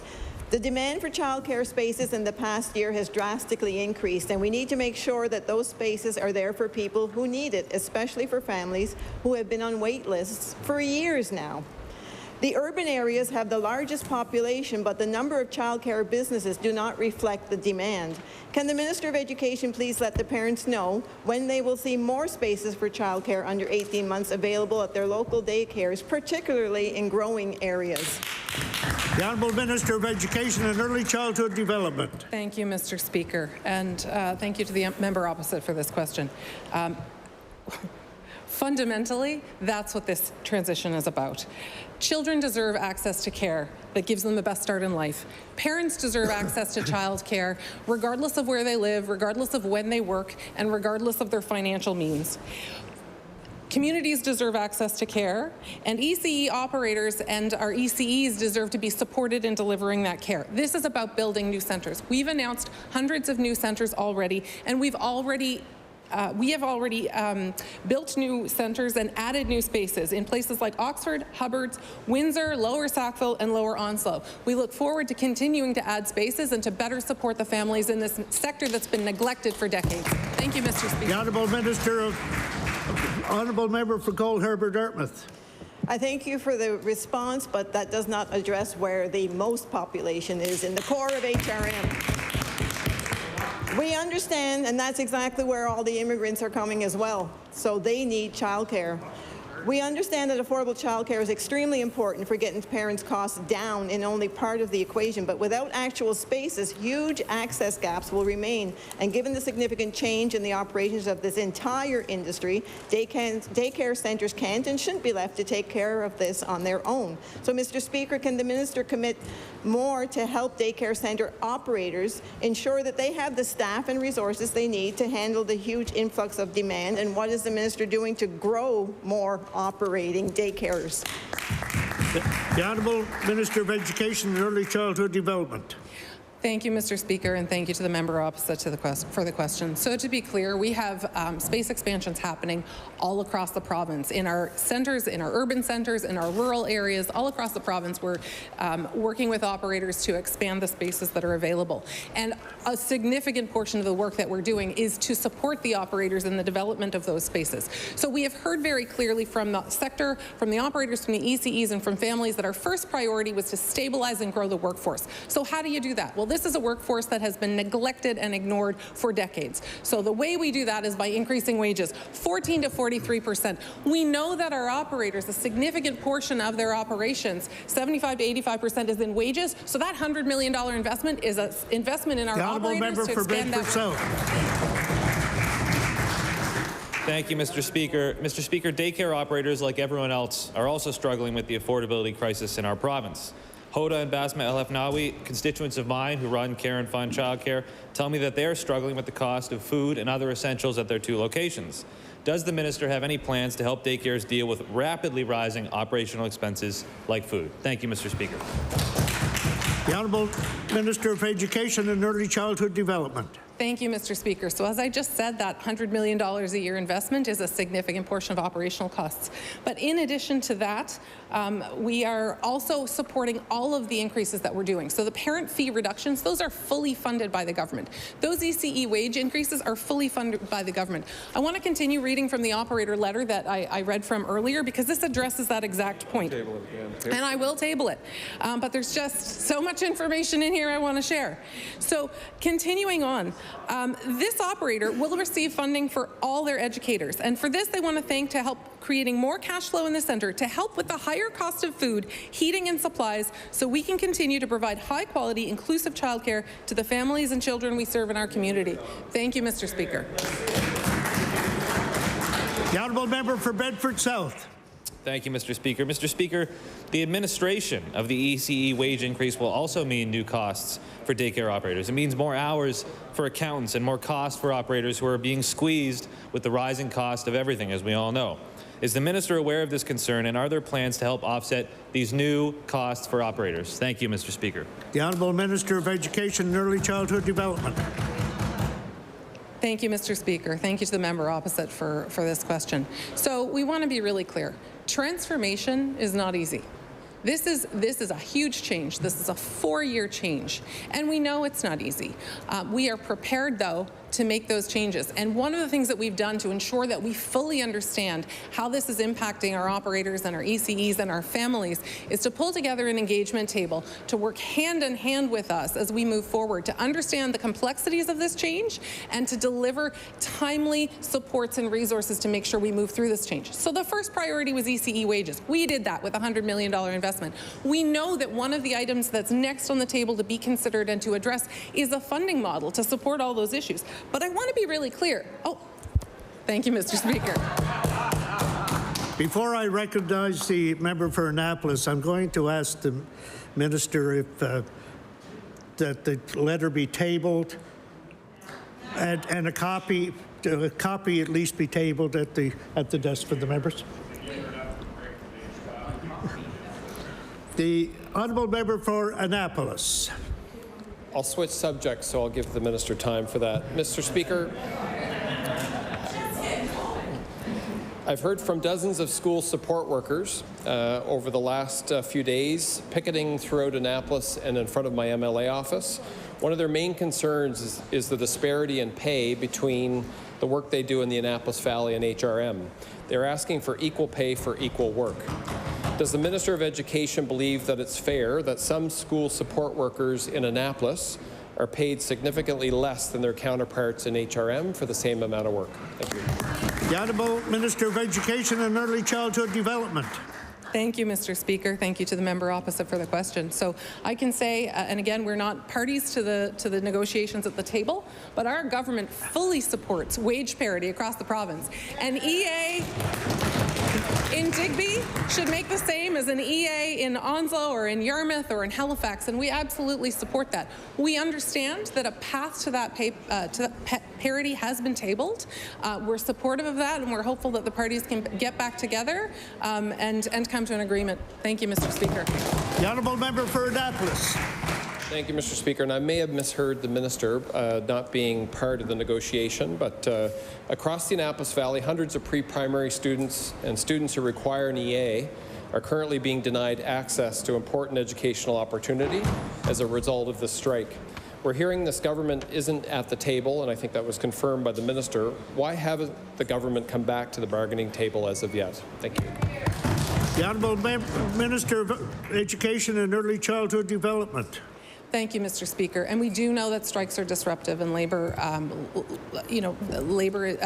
situations like this are disruptive. And for that, we want the parents to understand that the regions are working as best as they can to support families through a challenging time. But I would also like to say that the member opposite should understand, because it was the prior government and the structure around the school boards and the adjustment from the school boards to the regions that really were the foundation of the disparity in pay across the province. So I will say to the member opposite again that our government supports the work of the regions and supports the parties in getting back together and working towards a deal and getting our children back in schools. Thank you, Mr. Speaker. The honourable member for Halifax Citadel Sable Island. Mr. Speaker, my question is for the Premier. QP 3912 is now on their 10th day of striking for fair wages. One member, Lucas Thorne Humphrey, is a nursing instructor at Dalhousie. He says he is lucky that he has some other employment with Nova Scotia Health, but many of his colleagues don't, and they're greatly impacted by the employer's unfair behavior and by being amongst the lowest paid academics in the country. Mr. Speaker, does the Premier agree that unsustainably low wages paid to part-time faculty at Dalhousie are unfair and must be addressed now? The Honourable Minister of Advanced Education. Thank you, Mr. Speaker. Thank you, member opposite, for that question. The work of teaching assistants, part-time instructors, markers does not go unappreciated. We absolutely respect the ongoing bargaining process, and we hope that they're back at the table and can reach a conclusion in the best interest of students very soon. The honourable member for Halifax Citadel Sable Island. Mr. Speaker, Lucas is not the only person impacted by Dalhousie's unfair wages. He says, I know firsthand how this has dramatically affected the education of my students in nursing, and that if it continues, it may delay graduation of our direly needed Nova Scotia nursing grads at a time of emerging crises in our healthcare system. Mr. Speaker, instructors at comparable universities are paid up to 60% more than part-time faculty at Dalhousie. Does the Premier agree that Dalhousie's low wages could have a dangerous knock-on effect in our entire health system? The Honourable Minister for Advanced Education. Thank you, Mr. Speaker. Thank you, member opposite, for that follow-up question. Students are always top of mind for me, and when I think about students that aren't getting what they need at the time, it's always of huge concern. So, as I mentioned previously, Mr. Speaker, I strongly encourage both sides to get to the table and to work this out. Thank you, Mr. Speaker. The Honourable Member for Clayton Park West. Thank you, Mr. Speaker. And my question is for the Minister of Education. I'm not sure if she really has an understanding of the shortage of spaces in our riding. And I actually spoke to her yesterday about an issue, and the daycare operator is here with us, Linda Lau, and this issue has been for months, okay? And we've gone through the process, and this daycare has changed from toddler to infants, and now those infants are growing to the age of being toddler, and the daycare has a license for 18 spots, and the department is only allowing them just 10 spots. And she also has another location Question, that she'd please. like to fill. When will they allow more spots for our daycares in Halifax, please? The Honourable Minister of Education and Early Childhood Development. Thank you, Mr. Speaker. Thank you to the member opposite for the question. I can assure the member opposite that we have plans in place for spots in Halifax, and work is underway right now to address the expansion of spots in Halifax and all across Nova Scotia. Halifax has spaces for sure. Do we need more? Absolutely. I lived in Halifax, and when I was pregnant and expecting my children, I had to be on a list, because let's be clear, the difficulties in this sector are not created by this transformation that is underway right now. The difficulties in this sector have existed for decades. For decades, we've had not enough spaces. Not enough spaces in Halifax, not enough spaces across the province. We have some areas in the province that don't have licensed spaces at all. So that problem has been a problem for decades. This has been funded for decades. The honourable member for Clayton Park West. Mr. Speaker, this is about private operators that are struggling to get answers, to get information on what is the contract. They are told you've got to sign here without knowing what the details are. How many times do we explain this over and over again? Nobody should be expected to sign a contract without details for the future. How are they going to operate that? And there is many spots, there is more need for Halifax, and there is locations, but they're not being given permission. So please look into that, and she can answer me. The Honourable Minister of Education and Early Childhood Development. Thank you, Mr. Speaker. And I want to thank the member opposite for the question. I want to just bring this back again to what this is about. This is about supporting Nova Scotia families and children to get access to childcare. And to do that, we are all in agreement. We need more spaces, and we need to support the sector, our operators in our private sector and our nonprofit sector, to be stable and to be supported.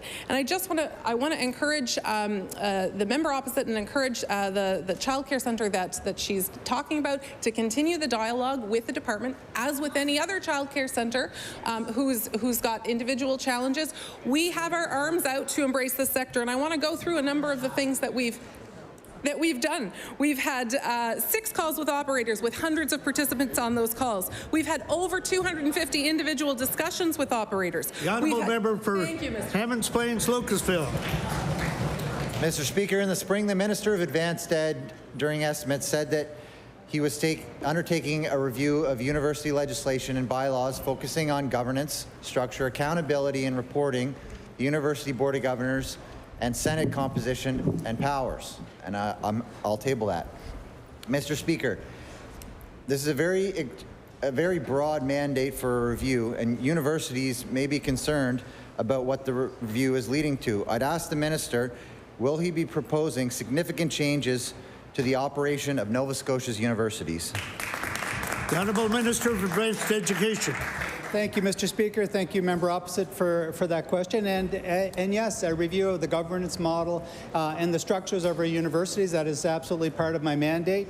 It is something that we have done the jurisdictional scan. We're looking at where we may move forward.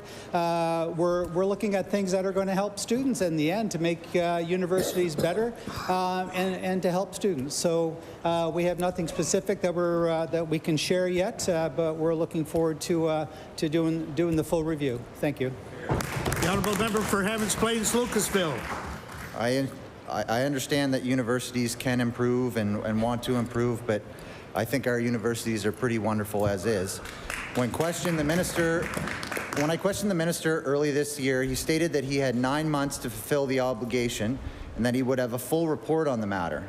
Mr. Speaker, that was in March. We're almost here to November.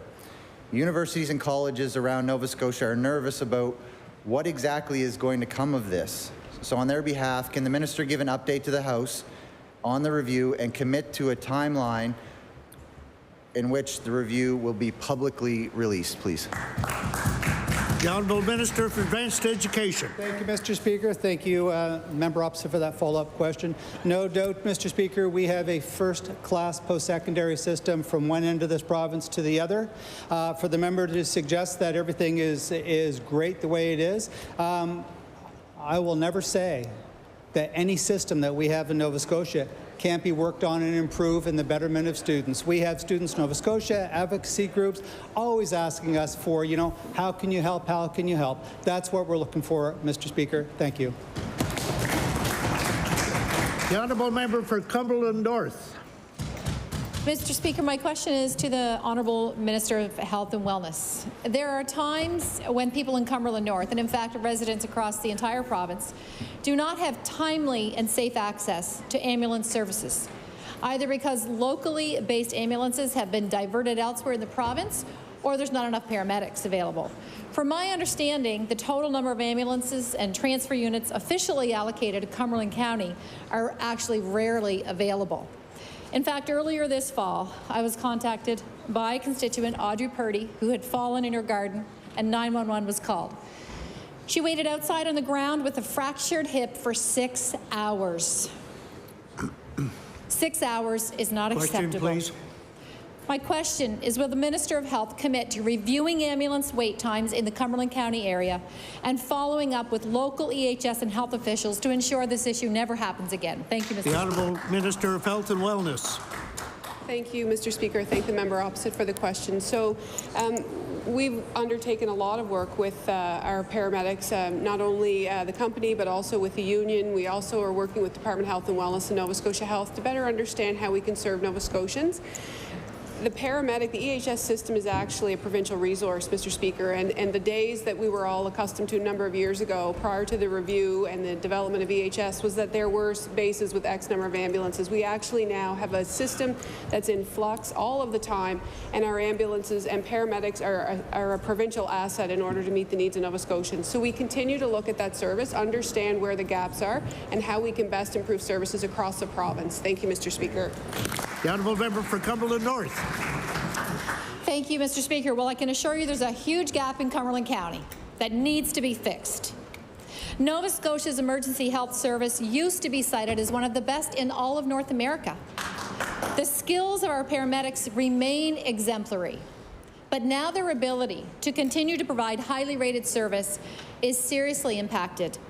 Nova Scotians expect and deserve the best. They expect a reliable ambulance service and should never be put in a situation where an ambulance does not arrive in a safe and timely manner. Mr. Speaker, there must be accountability from Medivh to provide emergency services as outlined in their contract. If they cannot meet these standards, then the government must look for another approach to ensure safe and timely ambulance service. My question is, what steps is the minister prepared to take to ensure EHS service standards are being upheld so no other senior has to wait 6 hours outside with a fractured hip in their garden? Thank you, Mr. Speaker. So as I've said before in the House, we continue to work with EHS, we work with the paramedic union, we work across the system to better understand how we can serve Nova Scotians. We know that the system's been under incredible strain for a period of time. We need to look at recruitment and retention. We need to look in terms of how we train paramedics. One of the things we did, Mr. Speaker, was implement non-paramedic drivers, reducing the number of non-urgent transfers from 86 to 22%, Mr. Speaker, allowing paramedics to respond to emergencies across the province. The Honourable Member for Dartmouth North. My question is for the Premier. There have been lots of talk this session, including just this moment, about this government's underwhelming performance on tackling the healthcare crisis. One area where this is startlingly obvious, is the state of our EHS system. For example, in the last 6 months, the average response time when someone calls 911 for help has grown from 18 minutes to 33 minutes at the end of September. This is an 83% increase just under 6 months, and it means that people are waiting even longer for help under this government. Mr. Speaker, people deserve to know that there is available help for them when they call. Why has the government made the situation worse? The Honourable Minister of Health and Wellness. Thank you, Mr. Speaker. I'd like to thank the member for the question. It gives me an opportunity to highlight the triage system that's been implemented through the Medical Comms Centre that EHS has implemented, which has been a result of feedback from the medical director as well as the paramedics. So right now, we know that there are times when patients call 911 for a variety of reasons, and they are able to be triaged. Speak to a physician directly. We recently hired a registered nurse in the Comms Centre in order to support people in order to be transferred to hospital or to be triaged and taken to primary care when required. There are a number of initiatives that we're undergoing in EHS in order to better serve Nova Scotians. Thank you. The Honourable Member for Dartmouth North. Mr. Speaker, all of the things that the minister has said are tweaks to the system, and they have been helping, but it doesn't change the fact that the response times and the offload times are getting worse. Mr. Speaker, people who need emergency care in this province are not getting it fast enough. Right now, in the last 6 months, average offload times once an ambulance gets to an ER has grown from 63 minutes to 90 minutes. That's an hour and a half that a paramedic is tied up waiting to offload a patient, and that patient is waiting for care. Mr. Speaker, we've heard this government say again and again that improvement in the healthcare system will take time. Paramedics and patients they help want to know how much time. The Honourable Minister of Health and Wellness. Thank you, Mr. Speaker. The other thing I'd like to highlight in terms of recent implementation are the single paramedic emergency response units. So these are SPEAR units where paramedics can go out into the community and support people in triaging them or treating and releasing them based on medical comms. We know that there are struggles around offload. Our health and human resources are the priority of this government. We're working with the Office of Healthcare Professional Recruitments. We're working with the training facilities to try and increase the number of paramedics in this province. We're looking at end-of-shift overruns, trying to ensure that there's a balance for paramedics between work-life. So, Mr. Speaker, there are a number of initiatives underway, and I'm confident that over time things will improve. Thank you.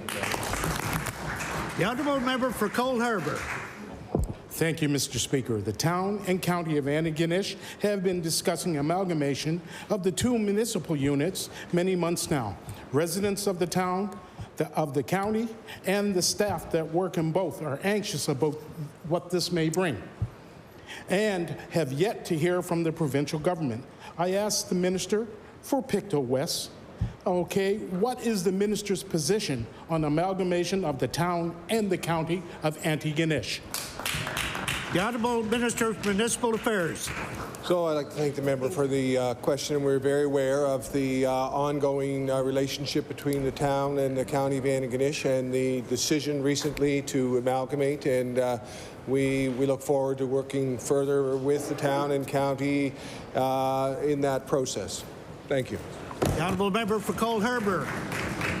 Mr. Speaker, the town and the county have decided to move forward with the motion to request the province circumvent the Municipal Governments Act requirements for a plebiscite and a UARB review of the amalgamation, and I can table this.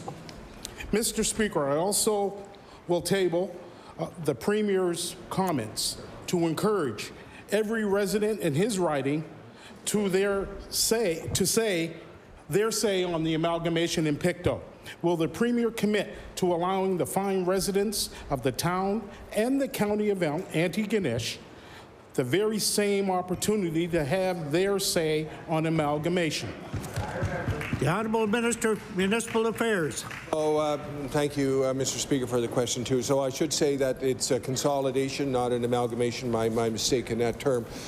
In terms of the process, the municipal councillors in the town and the county have chosen that this is the way they want to go forward. That's within their right. If there was a plebiscite, it would not be binding in any case.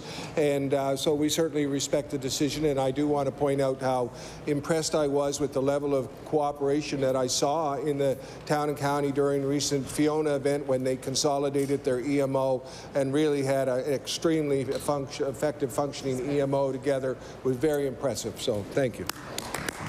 The Honourable Member for Clare.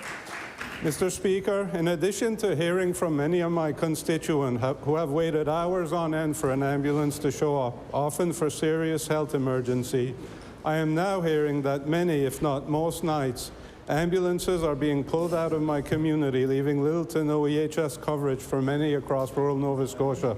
My question to the minister is, can she confirm EHS is being pulled out of rural communities like Clare to cover other areas? Thank you. The Honourable Minister of Health and Wellness. Thank you, Mr. Speaker. I thank the member opposite for the question. So, as I mentioned earlier, EHS is not community-specific. EHS is a dynamic system. We have a number of ambulances throughout the province, and they are actually a provincial resource. And so it's very important that they have the freedom and the system allows them to move throughout communities as required. We do know that there are times when ambulances need to move towards the city in order to transfer high-needs patients. That's why we've implemented the medical transport units. Please.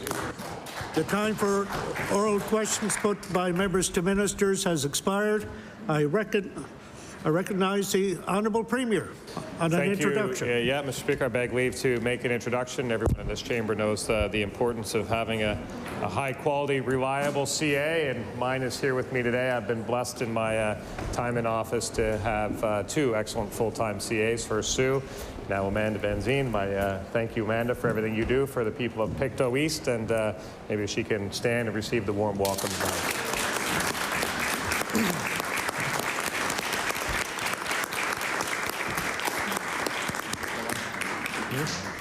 Oh, yeah. I also recognize the Honourable Member for Guysborough-Tracadie on an introduction. The Honourable Member for Guysborough-Tracadie. Thank you, Mr. Speaker. It seems to be a theme today. A couple days ago on your birthday, we talked about being long-suffering Leafs fans, and I'd like to introduce my long-suffering wife, Suzanne, up in the West Gallery. And she is joined by my two daughters. The other day, about a week ago, the member for Pictou West mentioned the Fundy Highland Stars. And in the interest of balance, I thought I'd bring a couple Quad County Whitecaps to join us. So my daughter Kate from the U15 AAA team and Lucy from the U13 AAA team. I'd like to welcome them. I think, no, they're up here. They're up here. Very shy. They're so excited right now to be recognized in the House. I can't tell you how mega excited they are. And in the spirit of the Halloween stories that we heard from the member from Inverness and Timberley Prospect and Dartmouth South, they didn't come empty-handed. There's some caramel popcorn in the back. Again, we welcome all visitors to the legislature. We hope you enjoy your time here. I recognize the Honourable Government House Leader. Thank you, Mr. Speaker. Mr. Speaker, would you please call government bills for second reading? Government bills for second reading. Would you please call Bill number 225, Halifax Regional Municipality Charter, an act to amend? Bill number 265, the Halifax Regional... 225, the Halifax Regional Municipal Charter. I recognize the Honourable Minister of Municipal Affairs. Thank you, Mr. Speaker. I now move that Bill number 225 be now read for a second time. Today, I am pleased to speak about amendments to the Halifax Regional Charter that will help ensure expedited housing development. The amendments will give the Minister of Municipal Affairs and Housing the legislative authority to nullify an HRM bylaw or part of a bylaw if the Minister thinks the bylaw is impeding housing development. Speaker, we have an urgent need for more housing in HRM. If we are going to ensure as many people and families as possible have a place to call home, we need to be looking at ways to speed up housing development, not slow it down. These amendments give me authority to intervene on behalf of Nova Scotians on matters of broad public interest that relate to housing and construction. It is my hope that no minister will have to use this power.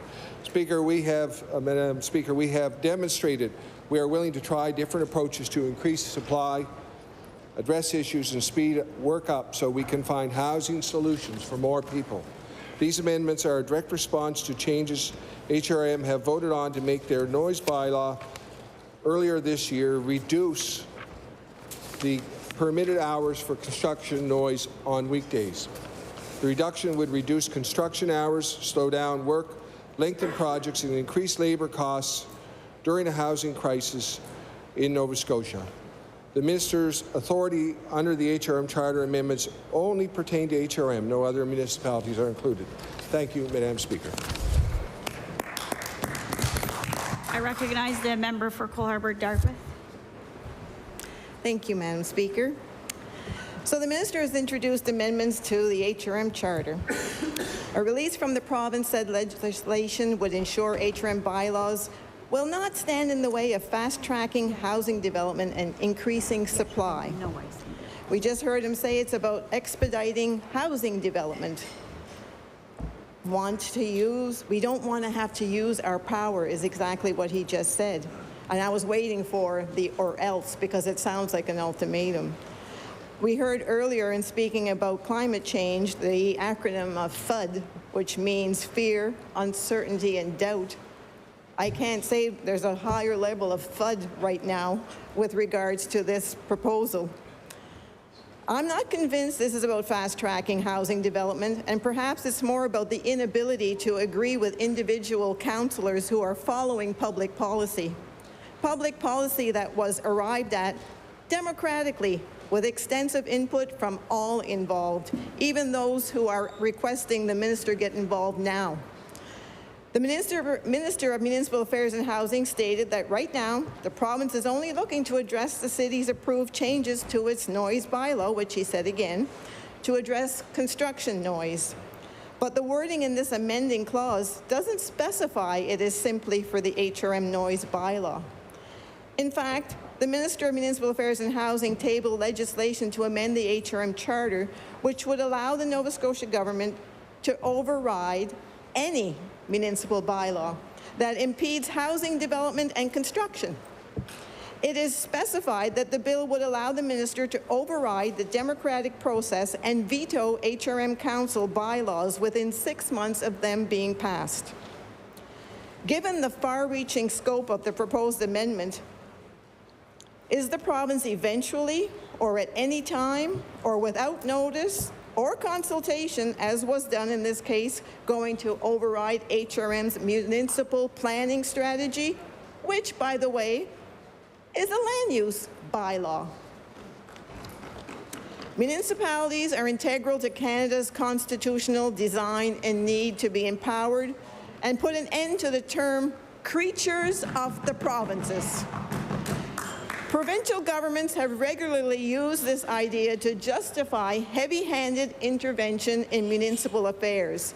And this amendment before us is blatantly a display of exactly that. And I am quoting and referencing an article that was made back in 2019 by Kristen Good of Dalhousie, where she referenced exactly that. And she also referenced that in Ontario, the province recently cut the size of Toronto City Council in half, only weeks before a municipal election.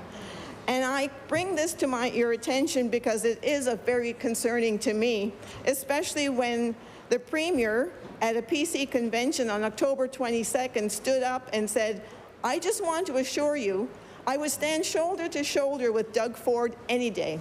I don't care about anyone else. I would do it every single day of the week, every day of the year. Thank you so much," and I'll table that. So you can see why I'm full of FUD.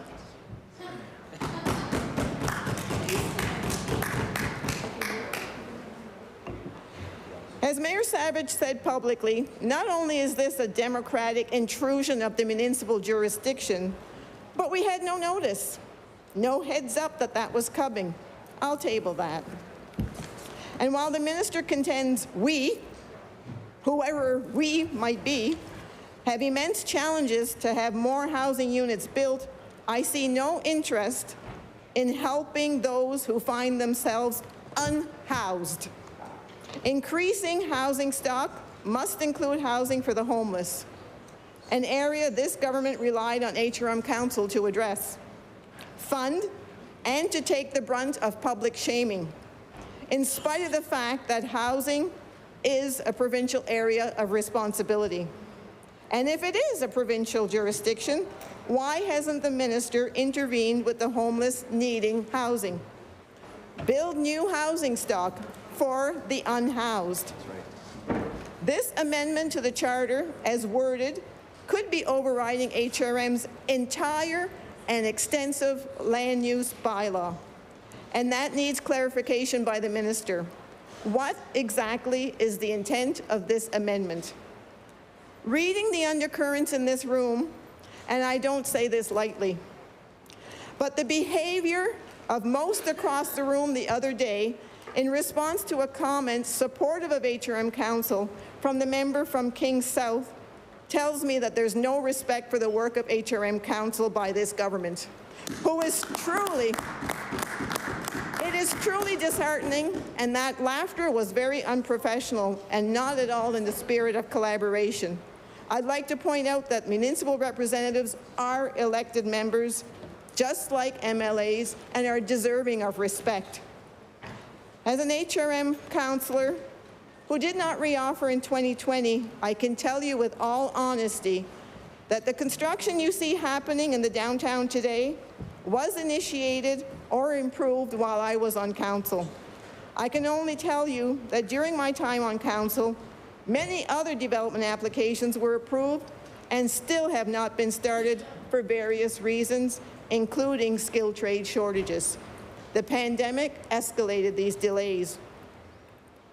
It has also been evident to me that there are two types of development applications. One from land developers, and I want to acknowledge the great work that they've undertaken and built in this city, and the other are land speculators. They buy land, obtain necessary approvals, and then sit on it waiting for a buyer to come along with the right price and take the application to actually build the project.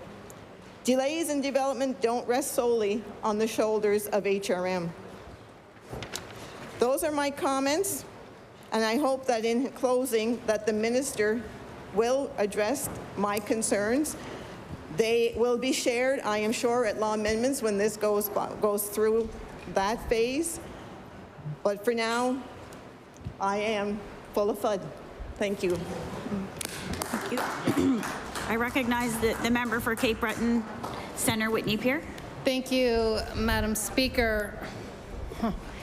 Here we go again.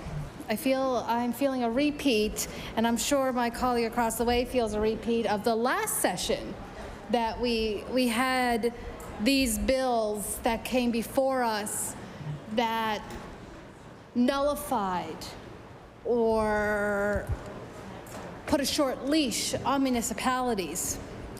Stuff that municipalities aren't even asking for. They're not asking for provincial government interference into their noise bylaws and into their other bylaws. They're not looking for the government's intervention, Madam Speaker. This is not enabling legislation. This is restrictive legislation.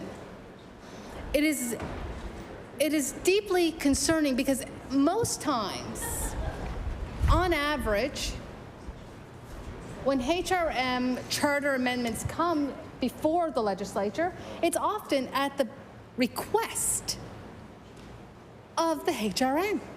And I'm sure my fellow former colleagues across the way in municipal council will understand the deep concerns that I'm presenting, as well as that those in the HRM are going to present.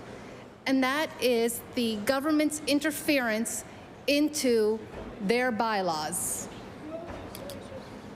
This bill is not democratic. In fact, it is heavy-handed, Madam Speaker. HRM councillors agree, and the mayor have also expressed concerns about the powers that this bill will give to the minister in squashing HRM bylaws. My time on CBRM Council, we would ask the government for things that we wanted. Lack of response sometimes. There was sometimes a lack of action on those things, and sometimes it was on our end, sometimes it was on the government's end. But the one thing we in CBRM didn't care for was overreach from the provincial government. It's not hyperbole. It's in fact true. And to interfere in a democratically elected government, let's put it again, democratically elected government. They were elected by the people. They went through a noise bylaw. That meant they went through hearings. They went through hearings, Madam Speaker. And I'm going to tell you something. Those hearings are not for the faint of heart at times. My colleague from Sydney, member 2, is remembering his time with those hearings. They're not for the faint of heart. And you have people from the community come before you for hours to tell you why a bylaw is good why a bylaw is bad, and then eventually, through that decision-making process, similar to what we have in law amendments, there are oftentimes things that are amended, things that are changed, because the people who have come before us have made great arguments. So not only was this bylaw created by a democratically elected government, it was also created with the input of the residents, as are all bylaws created with the input of residents, because you can, in the governance system of municipalities, you cannot just change the bylaw. You have to have public hearings. So I am deeply concerned that this government is attempting to interfere in another government's bylaws that elected officials have created, that the public had input on.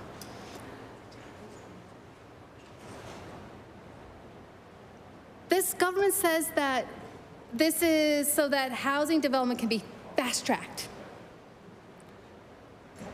But it's the same government that's not dealing with the rent evictions crisis or instituting a permanent system of rent control so that people can have affordable homes and can stay in them. Low-hanging fruit, right here in this chamber, we can deal with low-hanging fruit. But yet we're going to interfere in another government's bylaws. They're also not tackling the short-term rental issue. More and more long-term housing is lost to the sector all the time. Again, low-hanging fruit that in this legislature we can deal with, instead of interfering in a democratically elected government's bylaws. We saw the same thing with the special planning areas. Municipal bylaws, Madam Speaker, exist for a good reason, and they've been developed, as I've said, with the input of residents for whom the municipal level of representation is the closest to in their day-to-day lives. And so this government continues to use a command and control approach to this issue without listening to what we know is really needed. And also, Madam Speaker, I would be as bold as to say that they are not listening to the other elected officials. As a former municipal representative, I just find this disrespectful, appalling, and I find it insulting.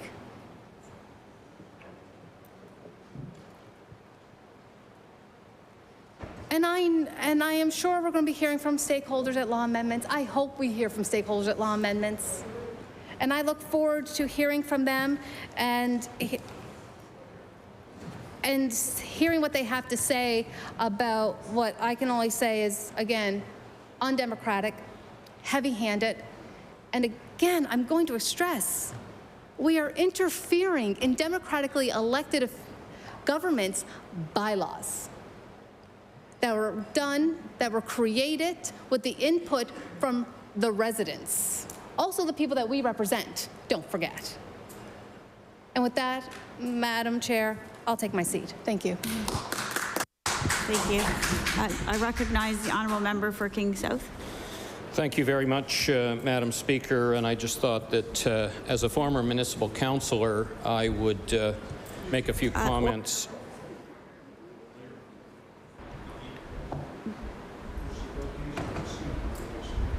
Okay. Fine. Yeah. Happy to hear from the government. Yeah, sure. My apologies. Recognize the member for Eastern Shore. The Eastern Shore.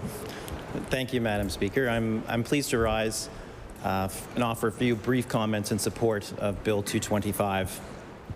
And although this legislation is a short and concise piece of legislation. It's clearly caused some concern from some of the members opposite and clearly some of the members of HRM Council.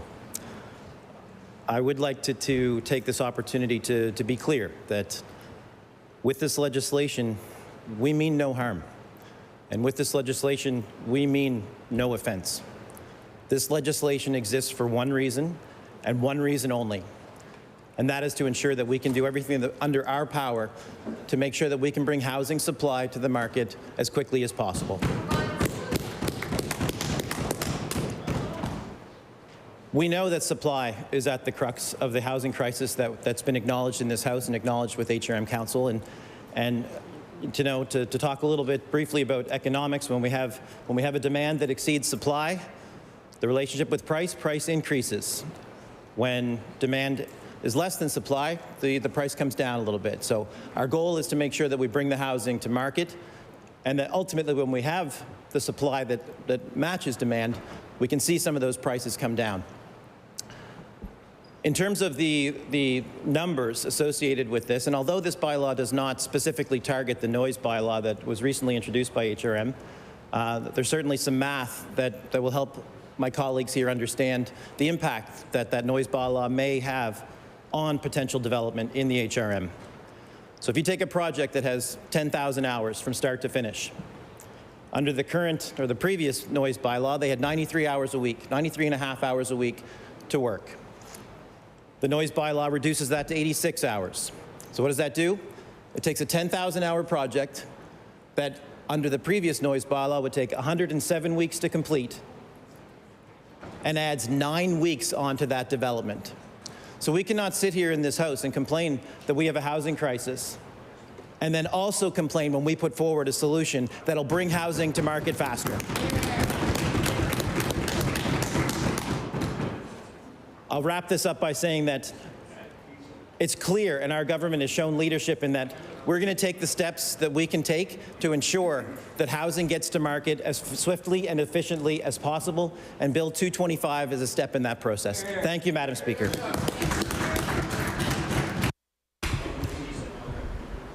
I recognize the honourable member for Halifax Atlantic. Thank you, Madam Chair, and I just want to speak briefly on this, and I mean that. I will be briefly. I've had a lot of comments from people in my community about this bill in particular. I heard the member for Eastern Shore talk about the impacts to projects and stuff like that. I will say to that member, there's also impact to quality of life. There's a reason why HRM decided to do this, and when you're rock breaking outside of a residential area at 6, 7 o'clock in the morning, there's an impact to quality of life. I used to work for the Halifax Water Commission, and we were very aware of this when we worked at the Halifax Water Commission about children sleeping at night, children sleeping in the morning, people sleeping, and the ability for families to raise their kids at a decent hour and make sure that there was an impact. And this is the reason why it was done. But Madam Chair, what I will say is what they're not telling you is this isn't about the noise complaint. This is about much more than that. This is about lack of accountability in communities. So if you want to build around or near wetlands or residential areas, or if you have zoning and the developer comes to the minister can override that without public consultation. Without public consultation. And the purpose of HRM by design has been thrown out the window. It's gone.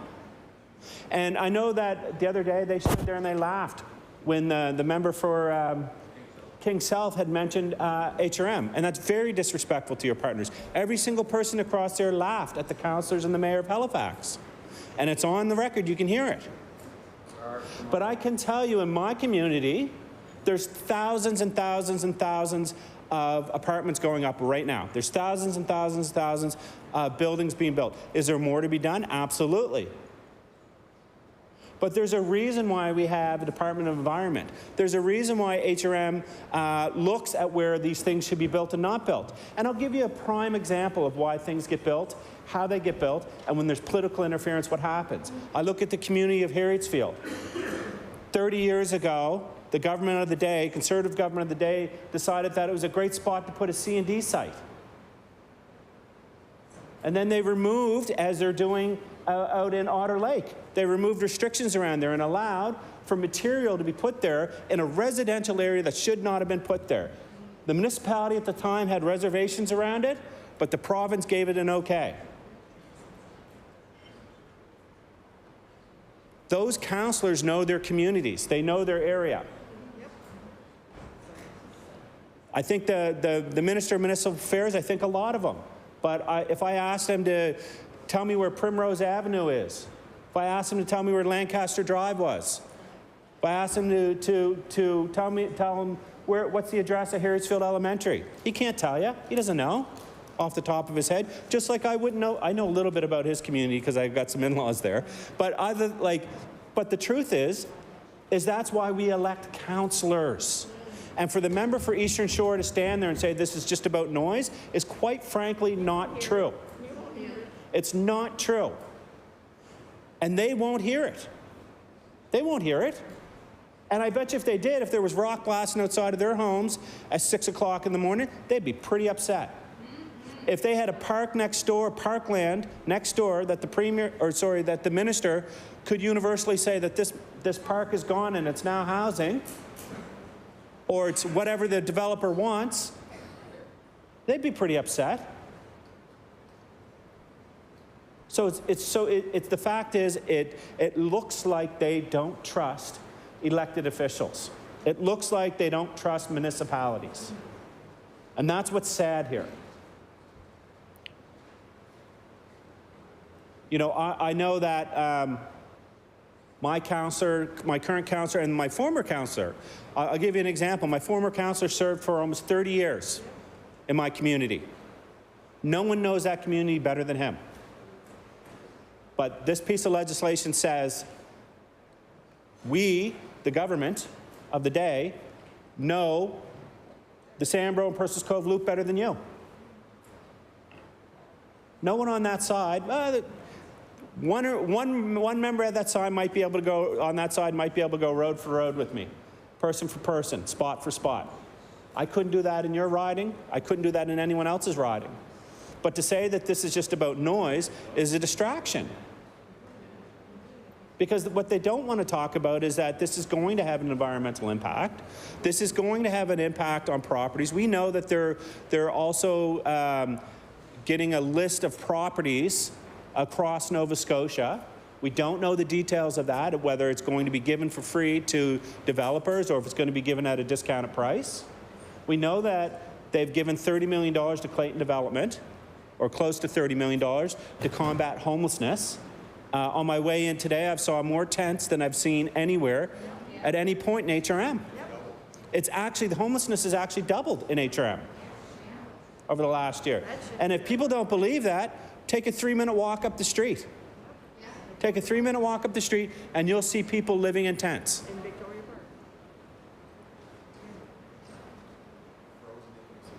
It is freezing cold out and nothing's being done. They froze income assistance. If you want to help people,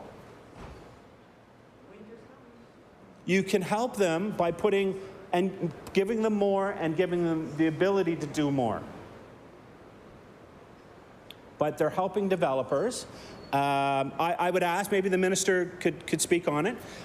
Do we know if these homes that are going to be built, are they going to be, for example, the house in Herring Cove that 4 years ago sold for $200,000 is now on the market for $800,000, right? That's not affordable housing. Do we know that this bill is going to be able to curtail those type of developments and to make sure there's nothing in this amendment to the HRM Charter? And what I would have liked to seen, if you're going to open up the Charter, there's so many things that HRM would like you to do. But one of the things that I would like to see them do, if they're going to open up this Charter and make amendments to the Charter, it would just be to specifically define what affordable housing is, right? What is affordable housing? And when you build, if you're going to open up the HRM Charter, you should be working with HRM on a definition of affordable charter, or affordable housing, and where and how it should be built. I spoke to a group the other day, the Spryfield Community Association. We had conversations about this stuff, and this was brought up. And Marjorie Willison, who's been in Spryfield forever, and some of you may or may not know Marjorie, Again, another person who knows the area like the back of her hand, her and Martin, her husband, they asked about this. They said, what does this mean? I said, well, it means that the minister has the ability to override anything. And maybe I'm wrong. Does this mean that they're going to be able to build on parkland if a good enough proposal comes through? Does it mean that you're going to be putting housing in places where it really shouldn't be? We know that there's no investment in public housing. Public housing's falling apart. There's no investment to build new public housing. Madam Chair, I would argue that that is what real affordable housing is. And if this government was so concerned about affordable housing and putting roofs over people's heads, they would do something about the public housing situation. I'm not saying this is all bad. You know, I know there's a bylaw in Spryfield, for example, and it's something I'd like to see the minister address, where apartment buildings can't go higher than 4 floors. Makes no sense. On Heron Cove Road, apartment building can't go over 4 floors unless they go to HRM and get specific, you know, they have to fight that. So those are things that I would like to see the minister look at and work with HRM on this stuff. That doesn't make sense anymore, especially with the population boom we're seeing in our community. But I think that, I think you really need to, I understand the frustration when it comes to housing. I really do. But I think you have to work with your partners. If you're just bulldozing your partners, at some point you're going to need HRM. At some point you're going to need the different municipalities. And when you treat them like their opinions don't count and you know best, then those, when difficult decisions need to be made, it may be hard for those decisions to be made. And I would like to see the minister, when he stands up, if he could please address consultation, public consultation on this. So if something is to be built on Heron Cove Road, we saw one recently where there was lots of public consultation and the developer changed it based on some of that consultation. Still a beautiful building, still unaffordable, you know, $2,500 for a 2-bedroom. Some resident or some commercial property on the bottom, which is exactly what I would argue Spryfield needs more of.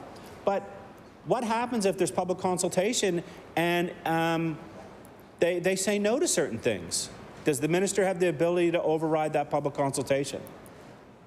And I think they do. So there's a lot of questions that need to be answered.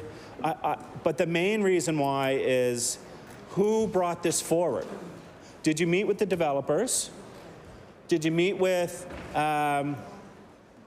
regional council? Did you meet with the mayor?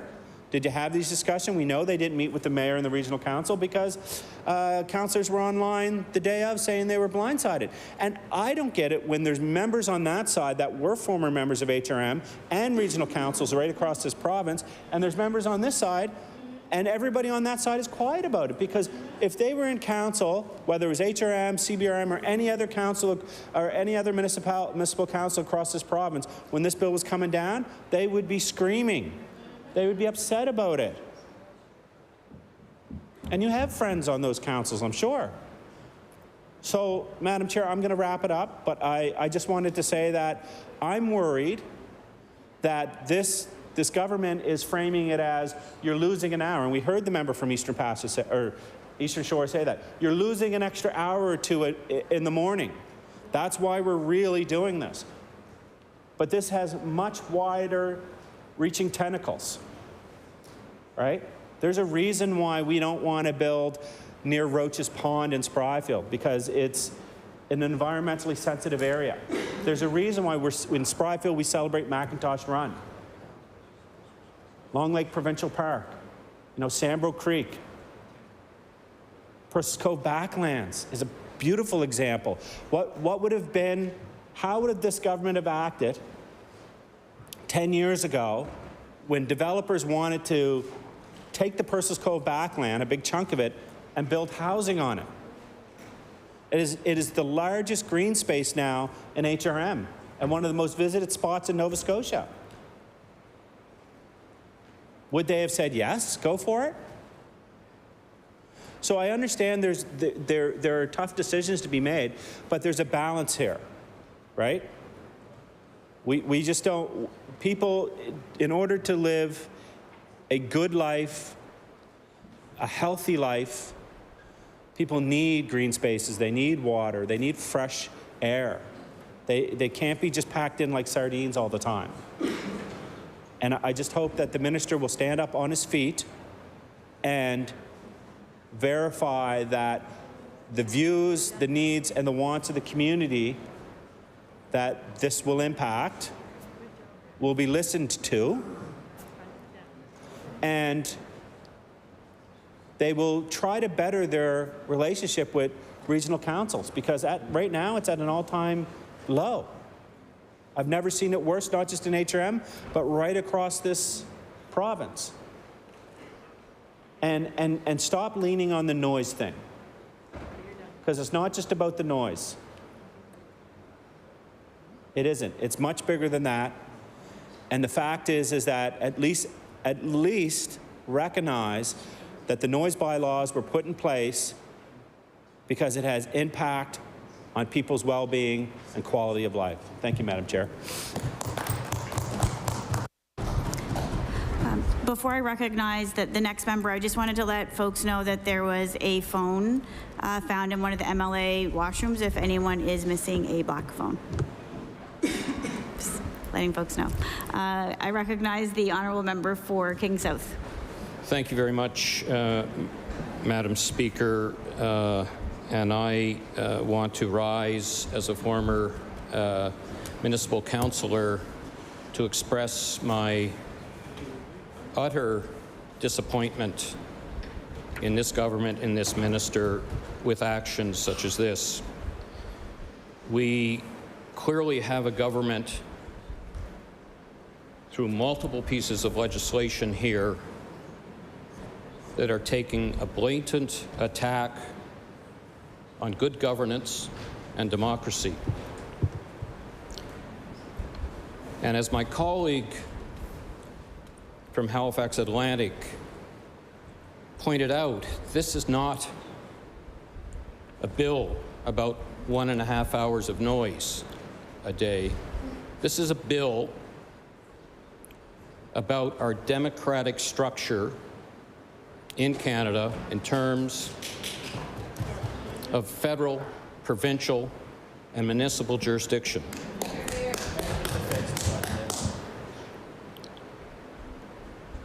Let's talk about municipal jurisdiction. A long-standing piece of legislation, the Municipal Government Act, as well as the HRM Charter, have governed this relationship for decades.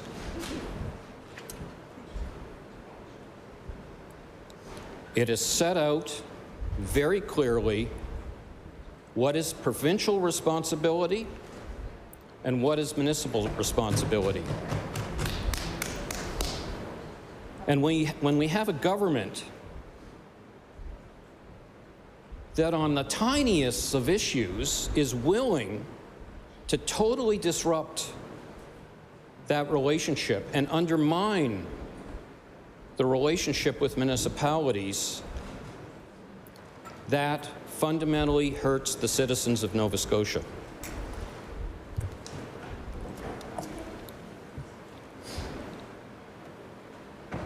Trying to understand how something like this gets to the floor of the legislature. So what we had is we had citizens of HRM saying, we have an issue and we would like a change in our noise bylaw for our quality of life. This is disruptive, and we think some changes need to be made for our families, for our neighborhoods, for our communities. So HRM does what a good, elected, democratic, responsible government does, is they hold hearings. They hear from those citizens. They also hear from the construction industry with the other side of the argument. They deliberate, they talk, they consult, they hear from neighbors, they hear from developers.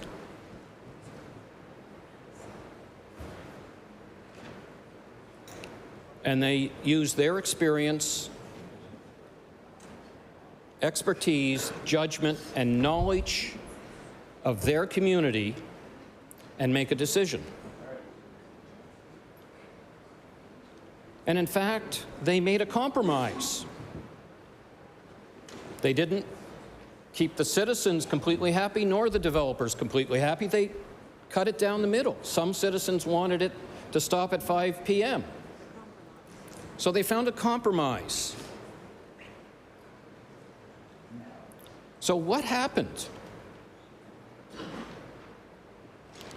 How did suddenly a bill like this get on the floor of the House? And I will hope that the minister will tell me that what has happened, because there's only one thing that I can see happened here, is somebody got into the minister's office or the premier's office from the developers and said, override things.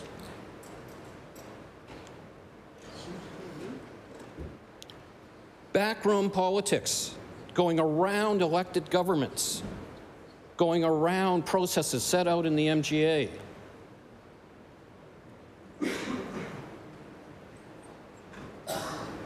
And under some auspices of a housing crisis.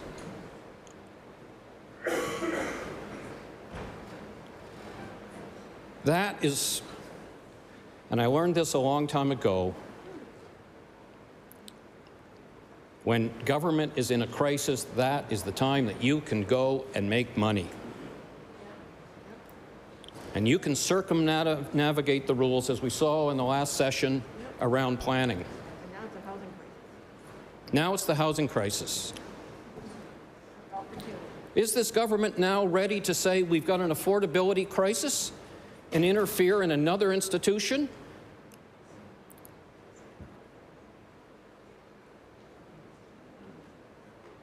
They stopped the processes of the URB process and interfered and threw that under the bus. So now this government is so concerned about the affordability crisis. Are you going to now bring in a law that says HRM can't raise taxes? It's the same possibility of overreaching, disrespecting the democratic elected municipal officials.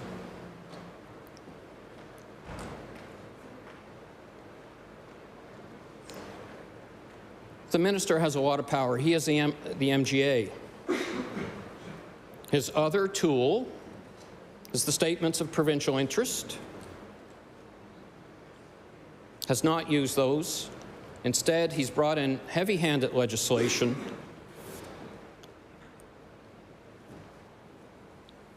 not consulted with the neighborhoods, not consulted with the councillors who made the decision. And again, I will reiterate Mayor Savage's quote, "Not only is this a dramatic intrusion of the municipal jurisdiction, but we had no notice, no heads up this was coming."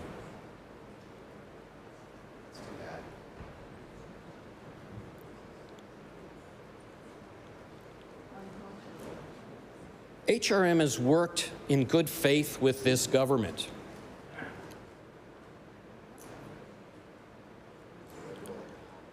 HRM is not responsible for housing. Nope. But they have stepped up. They have dealt with the homeless situation and building units. They have begrudgingly tried to work side by side. In fact, HRM collects taxes and gives it to the government for housing, as they do with education and corrections.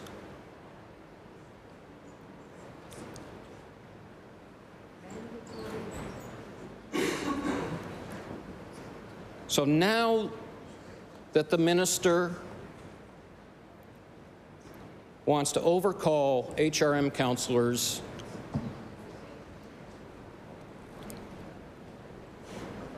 I expect the minister to take calls from those neighbors. He is now accountable to them. I would like the minister to circulate his number to all members of the public in HRM so that they can launch their displeasure with the decision he has unilaterally made without consulting them or their neighbors. And I want to finish up on this lack of respect that this government is showing municipalities. It was unfortunate laughter. And I made those comments in my question because HRM was doing the heavy lifting on the housing file. And that this government was doing actually very little in terms of housing starts in HRM. And in fact, and I will table this, Wade Mason and Zach Taylor's opinion piece, nothing accomplished. The public should understand that the Nova Scotia government's unprecedented assault on Halifax democratic planning process has not yet produced a single unit of housing.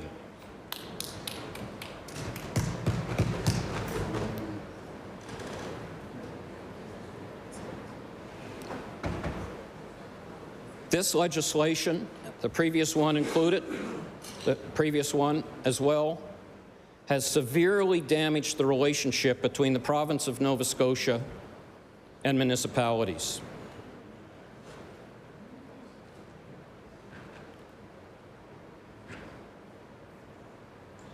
It severely has damaged the relationship with those neighborhoods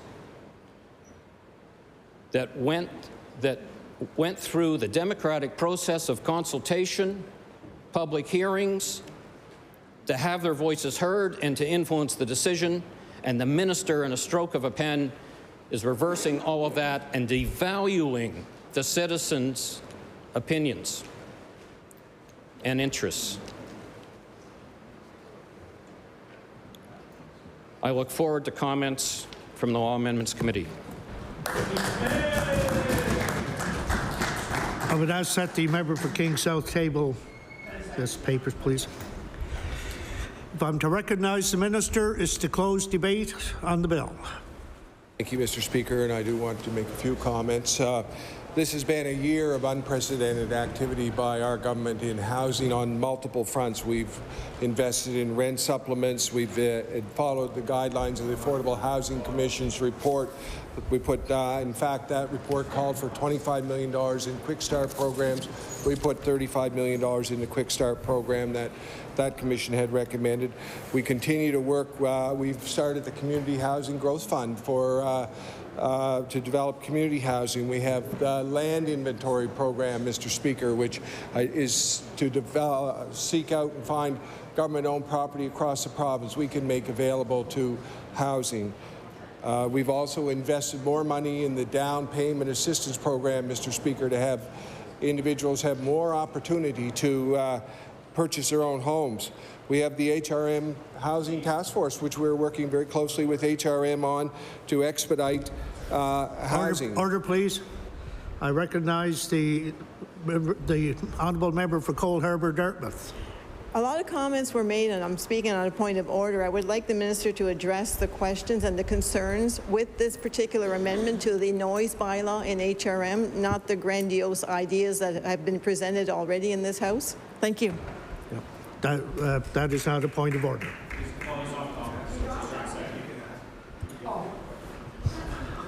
The Honourable Minister of Municipal Affairs. Mr. Speaker, I was responding to questions posed by the opposition during their comments on this bill. So, and I think I did hear them ask me to respond to those questions. So, Mr. Speaker, we've done inclusionary zoning, which had been asked for since 2016. We provided that last year for not only HRM but all of the municipalities across the province.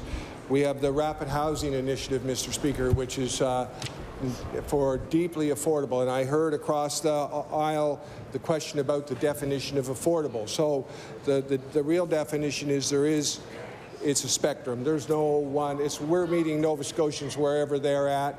For some people, it needs to be deeply affordable. For others, it needs to be somewhat affordable. So just as there's no one single answer for any given Nova Scotian that's going to apply to every other Nova Scotian, this is across the spectrum. We're working on affordable, and we recognize that that's how this has to be addressed. So the Rapid Housing Initiative, and for instance, I'm very proud of in that the Travel Lodge, which will be open soon, which will provide 60 spaces right here in HRM for homeless people, in conjunction with my colleague, the Minister of Department of Community Services. So we're furthermore doing more things than that, Mr. Speaker. We're doing the needs assessment across all the municipalities across the province. This past summer, we created a new program called the Community Housing Acquisition Program to preserve naturally occurring affordable housing, which the Housing Trust in Nova Scotia, with them, we helped them purchase 5 apartment buildings, almost 300 units in the HRM to keep naturally occurring affordable housing. We have more programs, the Community Housing Infrastructure and Repair Program. We're doing a lot. Mr. Speaker, not to belabor the whole conversation, in terms of this bill, my colleague from Eastern Shore unpacked a little bit the effect this would have. The reality is if you have a 2-year build, you've added 2 months of that construction time. What does that do, Mr. Speaker? That adds added costs, significant added costs to the build. That adds more time for someone who is waiting to move into that unit to wait. That's an extra 2 months to wait. Mr. Speaker, I would contend, as I think about the noise bylaw, that adds noise because there's the daily start-up and shutdown noise, which you've just increased by 2 months. So that's the reality. The total amount of noise actually is probably increased in reality. I mean, I operated equipment. I know that you don't start work and just there's no noise. You start things up, you warm up equipment, you make things run. I know that. I operated lots of machines, Mr. Speaker. So the reality is that this the reality is the question comes down to, are we in a housing crisis? Is it a crisis, or is it a conversation about various inconveniences? And we would say it's a crisis. We see that housing crisis, it cascades right down to the most vulnerable. They become the face of this because the most vulnerable are the ones who, when everything tightens up and supply tightens up, we see that it affects everybody in the whole housing market, and it cascades down, and we see the increase in homelessness, which we are very concerned about. Mr. Speaker, I'm very concerned about homelessness, as is my colleague, the Minister of Department of Community Services, and in fact, I would say, as is every member of this House. I have no doubt about that. And I've been directly involved in that homeless challenge, and we've actually, and I can't really unpack it due to the fact that I signed confidentiality agreements, but we've had homeless people in our own home, literally, so pre-COVID. But Mr. Speaker, it is a concern to me. It's something that I've been directly involved with in my life, and I'm not happy about the number of homeless, and I see this bill as affecting the overall supply, the need, this bylaw that we are saying that this bill will overturn. We see that as a necessity to address the crisis. So, and we will stand on the fact that this is a crisis. It's not a matter of inconveniences. I respect inconveniences. I know that they're real, but this is a crisis. And with that, Mr. Speaker, I move to close second reading. The motion is for second reading of Bill number 225, the Halifax Regional Municipality Charter, an act to amend. Would all those in favour of the motion please indicate aye. Aye. Contrary-minded, nay. Nay. The motion is carried. Bill 225, an act to amend Chapter 39 of the Acts of 2008, the Halifax Regional Municipality Charter. Ordered that this bill be referred to the Committee on Law Amendments. I recognize the Honourable Government House Leader. Thank you, Mr. Speaker. Would you please call Bill number 222, the Housing Supply and Services Act? Bill number 222, the Housing Supply and Services Act. I recognize the Honourable Minister of Municipal Affairs and Housing. Thank you, Mr. Speaker. Mr. Speaker, I move that Bill number 222 be now read a second time. Mr. Speaker, today I'm pleased to speak about the Housing Supply and Services Act. Mr. Speaker, this province is in the midst of a housing crisis. Over the past year, we have been working on a number of fronts with all levels of government, business, and community partners on solutions. But we need to do more and we need to do better.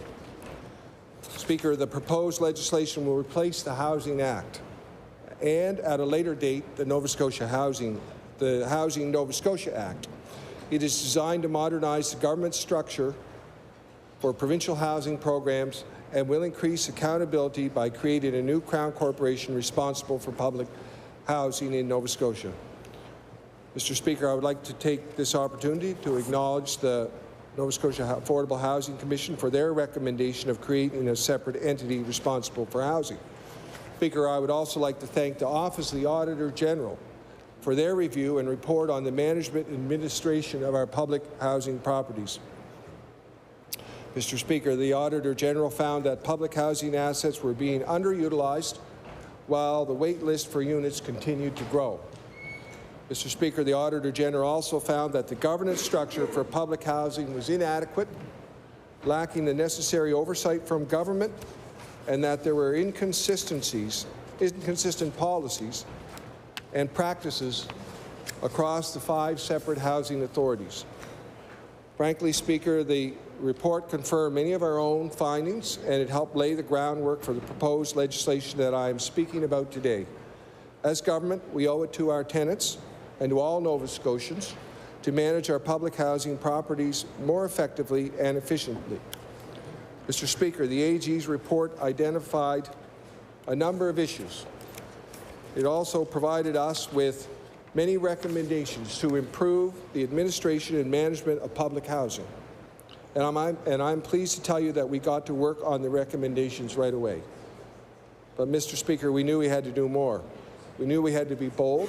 We knew we had to take strong action because our clients absolutely deserve better.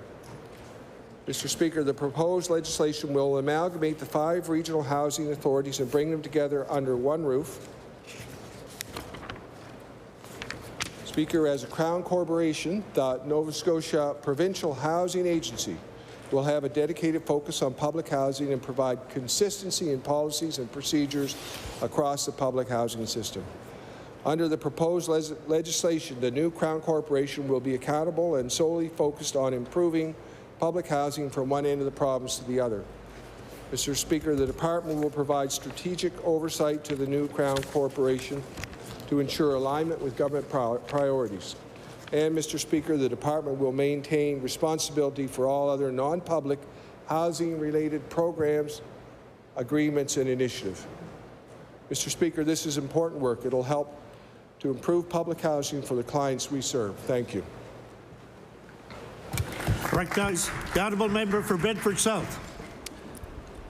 Thank you, Mr. Speaker, and thank the Minister for his remarks there. It's privilege here to speak to Bill 222, the Housing Supply and Services Act. I think this is a really important piece of legislation that, unfortunately, in some key respects, I think misses the mark of where we should be going. The Minister, in his opening comments, mentioned the Affordable Housing Commission and the recommendations that were put forward by that commission.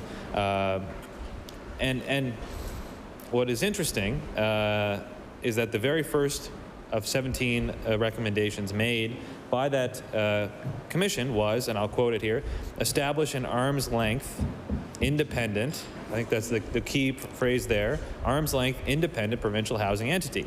And this entity that's being created as a result of this bill is not that. Those are not that's my opinion, of course, but when the minister introduced this bill, last week or whenever it was, the media asked if this was an independent arm's length entity, and the minister said no. So I appreciate the minister's candor on that point. It's good to have that. But to understand, this is not independent. This is not arm's length. This is not meeting the #1 recommendation of the Affordable Housing Commission. And so I think, as many other members have made the points on many other pieces of legislation that are currently before this House, I think this is just another example, and a really significant one, of a trend toward control and centralization. The minister mentioned that the entity will have strategic oversight from government to make sure that it aligns with government priorities, which are nice ways of saying, you know, we're going to kind of run this ship here. And that is not what the recommendation was in any way, shape, or form from the Affordable Housing Commission. And in speaking with people who served on that commission, and again, as I've mentioned in the past, that commission was broad-based and comprehensive. It included developers, it included affordable housing advocates, it included senior bureaucrats, academics. It was a really fantastic group of people from across the housing system who really know the system well.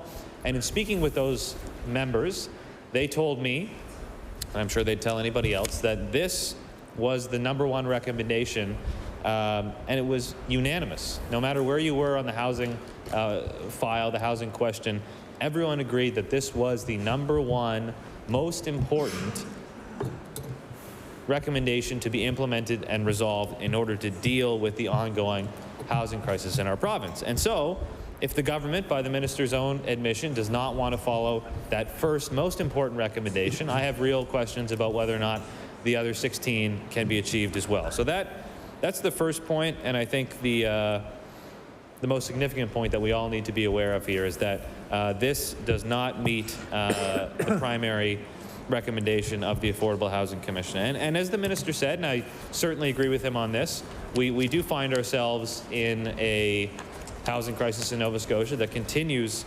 to deepen and hurt people. And the minister has talked about steps that the government has taken, whether it's special planning areas, whether it's zoning changes, that they believe will lead to more housing, and we'll see. And a lot of that housing, I'm sure, will come online over the next few years, and a lot of it, a significant proportion of it, will be market housing, which in many cases is unaffordable, not just for lower income Nova Scotians, but for middle income Nova Scotians as well. So there is a huge gap here, I think, in terms of where government is investing its time and its resources. The Auditor General's Office in June, this past June, released a report that 5,950 public housing applications are on the wait list. 5,950, almost 6,000 Nova Scotians on the wait list for public housing. And over 50% of that list are seniors. And we know that now, more than ever, public housing is one of the only ways for low-income Nova Scotians to find housing that they can realistically even come close to affording. And yet, we see from this government a refusal for some reason. I'm not sure why. Maybe it's philosophical, maybe it's direction, I don't know. But we see so far, at least, a complete refusal to invest significantly in new or even renovated public housing stock. The other day, there was an announcement about the Community Housing Growth Fund, which I think is a worthwhile initiative. But again, that's $2.5 million. I mean, that's nothing to sniff at, but in a lot of ways, that's a drop in the bucket when we're dealing with an issue that requires hundreds and hundreds of millions of dollars in order to get ourselves back to a situation where we don't have 6,000 people on a public housing wait list, where we don't have 700 people in HRM alone who are homeless, and certainly well over 1,000 people across the province, at least, who have nowhere to live as we begin to approach the winter months, and that's a really scary thing to think about. Again, another issue here is related to to student housing as well. Dalhousie University, the student union, says there are more than 100 international students without a place to live, and we see that issue cropping up in Cape Breton. We see it cropping up across the province. Our universities are one of our greatest assets, but if we don't have places for university students to live, they're not going to stay here, and they certainly will not live here after graduation, and that's a shame. Again, rent. Price of rent has gone up an average of $600 in the province this year alone. A new report that I've mentioned in the House in the past says that Nova Scotia has the second highest average rents in the country. Average of $2,453, and that's all types of housing, from bachelor apartments to detached homes. That's $410 over the national average. And again, we are more expensive than Ontario. We are more expensive than Quebec. Only BC has more expensive rent than we do in Nova Scotia, and that is not something, a lot of the time we want to be first or second on lists. That is not one that we want to be first or second on. So people are struggling deeply with housing, and I don't see much evidence thus far that the situation has improved over the past 14 or 15 months. And again, there's two sides of the coin here. The government, and I'm sure the minister will talk about action that they're taking on housing starts and development. But again, I think an overwhelming majority of that housing is going to be expensive and unaffordable for most people. This government is ignoring the #1 recommendation of the Affordable Housing Commission.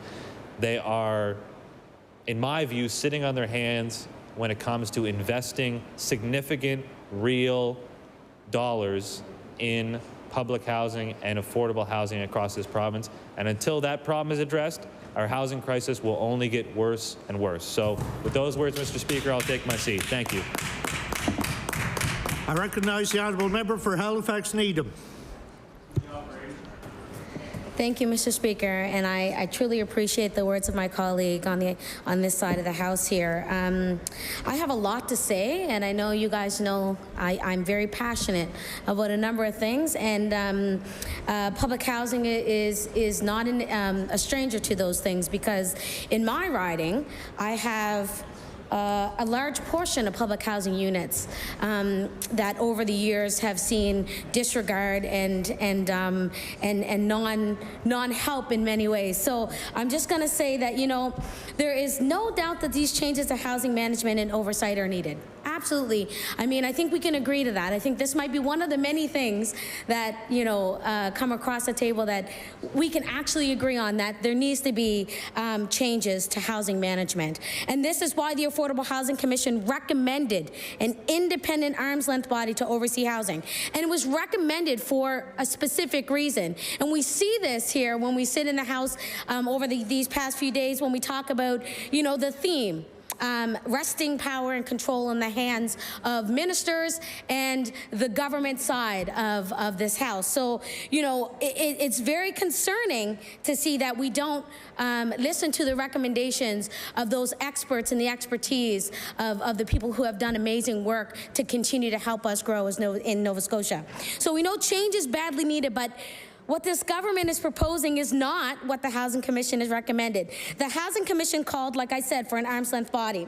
And oversight is very important, absolutely. And the minister knows this. I mean, when we ask questions, this was one of the things that was put forward when a question was asked to the minister about housing. If you're going to ask me questions, I need to be able to know what's going on, which rightfully so is your job.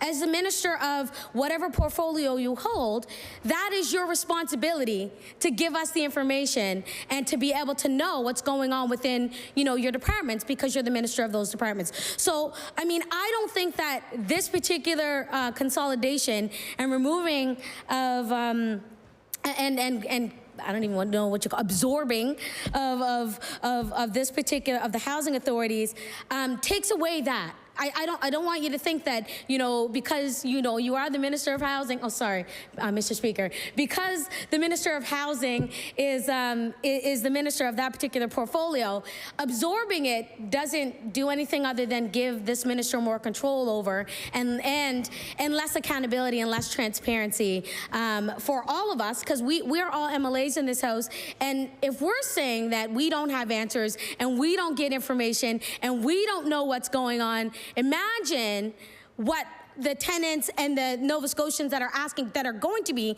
asking questions of these departments. Imagine the wall that they're going to receive when they ask these particular questions about their own personal situations with housing. So I'm very, very deeply concerned about that. The Commission explained in the report that this recommendation was supported by a broad range of stakeholders and a jurisdictional scan of housing providers across this country. And the Commission used the word critical to describe the importance of this recommendation. The government says their model will create more transparency and accountability. And like I said just now, given this track record of transparency and accountability, it blows my mind to think that, you know, it's going to change because we give complete power and control over to the minister. It's a lot. So I'm concerned that this bill represents a failure of the government to put its energy where solutions are most desperately needed to address the housing crisis. So I'd like to share some recent statistics that underline the scale of housing crisis in Nova Scotia. 11.4% of Nova Scotians, more than 1 in 10, are in core need of housing. A recent survey from the rental.ca showed that rents in Nova Scotia increased by 35.5% last year, the highest increase in the country. And my colleague also shared that information. I mean, this is completely disturbing to think that this is where our energies and our minds need to be into consolidating and removing boards of a large magnitude, but yet we still see these numbers of people in Nova Scotia struggling and are in crisis. As of September, 6,596 people who have applied for public housing are on the wait list, including 2,443 families. So that number has increased. It's huge. It's extremely large. And I want to say that when the minister was asked in the press conference, will this bill do anything to address the wait list? Absolutely not. Was the answer. No, it will not. So I'm confused as to why we are bringing this to the forefront among many other bills that have to do with removing boards. Well, Nova Scotians expect this government to address the housing crisis head on. And I know from talking to constituents in my community and across the province, there are considerable challenges facing Nova Scotians in accessing their right to safe, accessible, and affordable housing.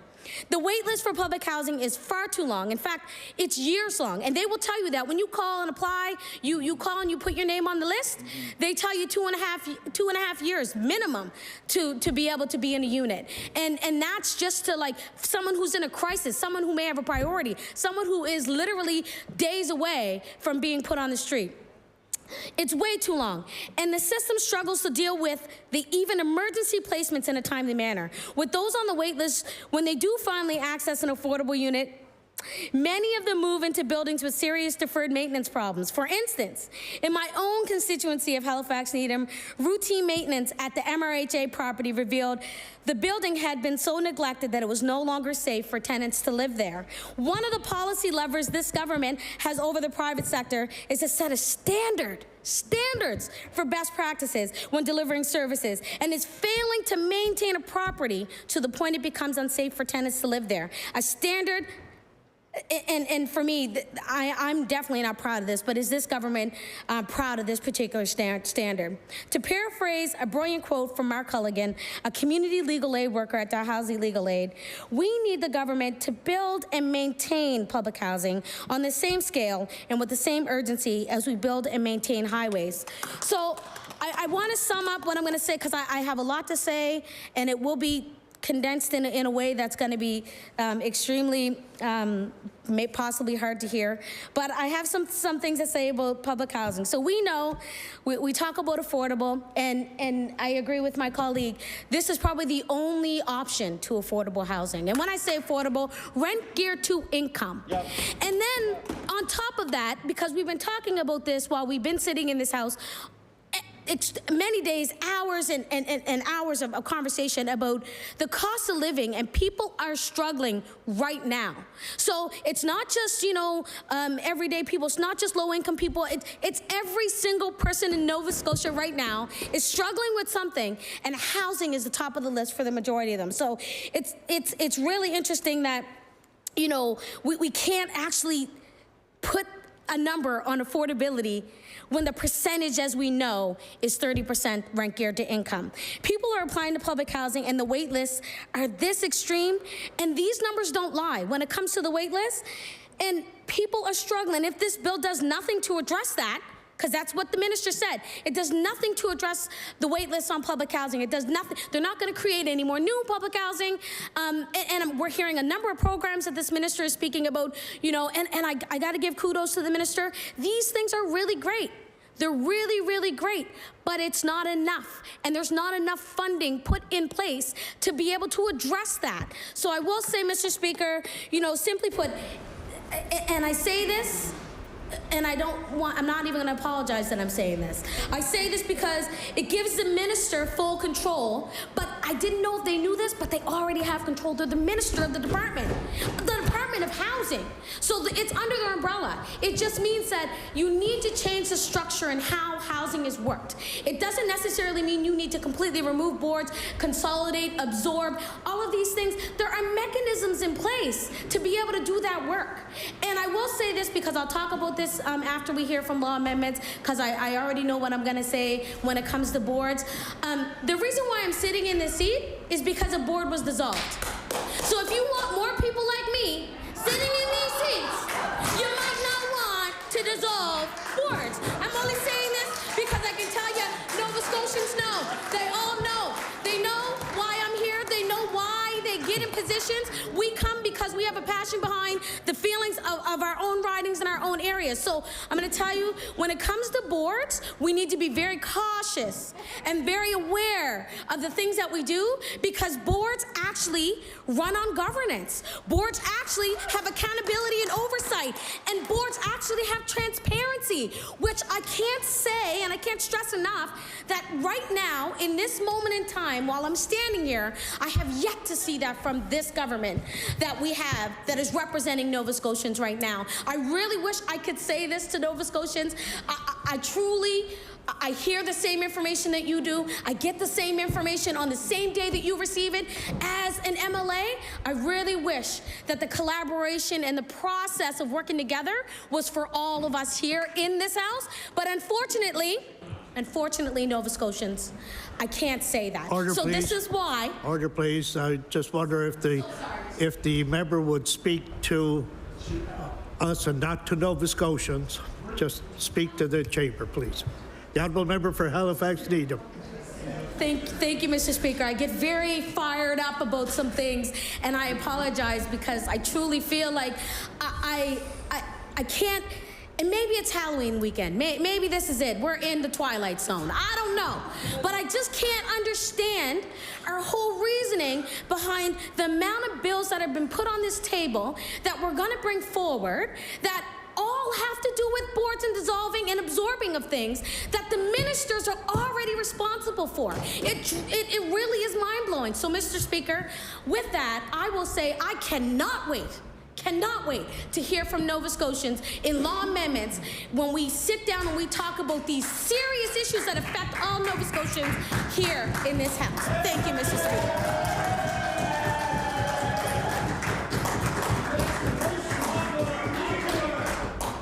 If I'm to recognize the minister, is to close debate on the bill. Thank you, Mr. Speaker, and I do want to address one or two of the comments from the member from Needham, and I certainly admire her spirit. So, but in fact, in the bill briefing, I did not say this would have no impact on the wait list. In fact, I did discuss on how it would have an impact on the wait list, and just to clarify for the member, I will unpack that again. One of the issues that the Auditor General had identified was that the 5 housing authorities were not all implementing policies the same way.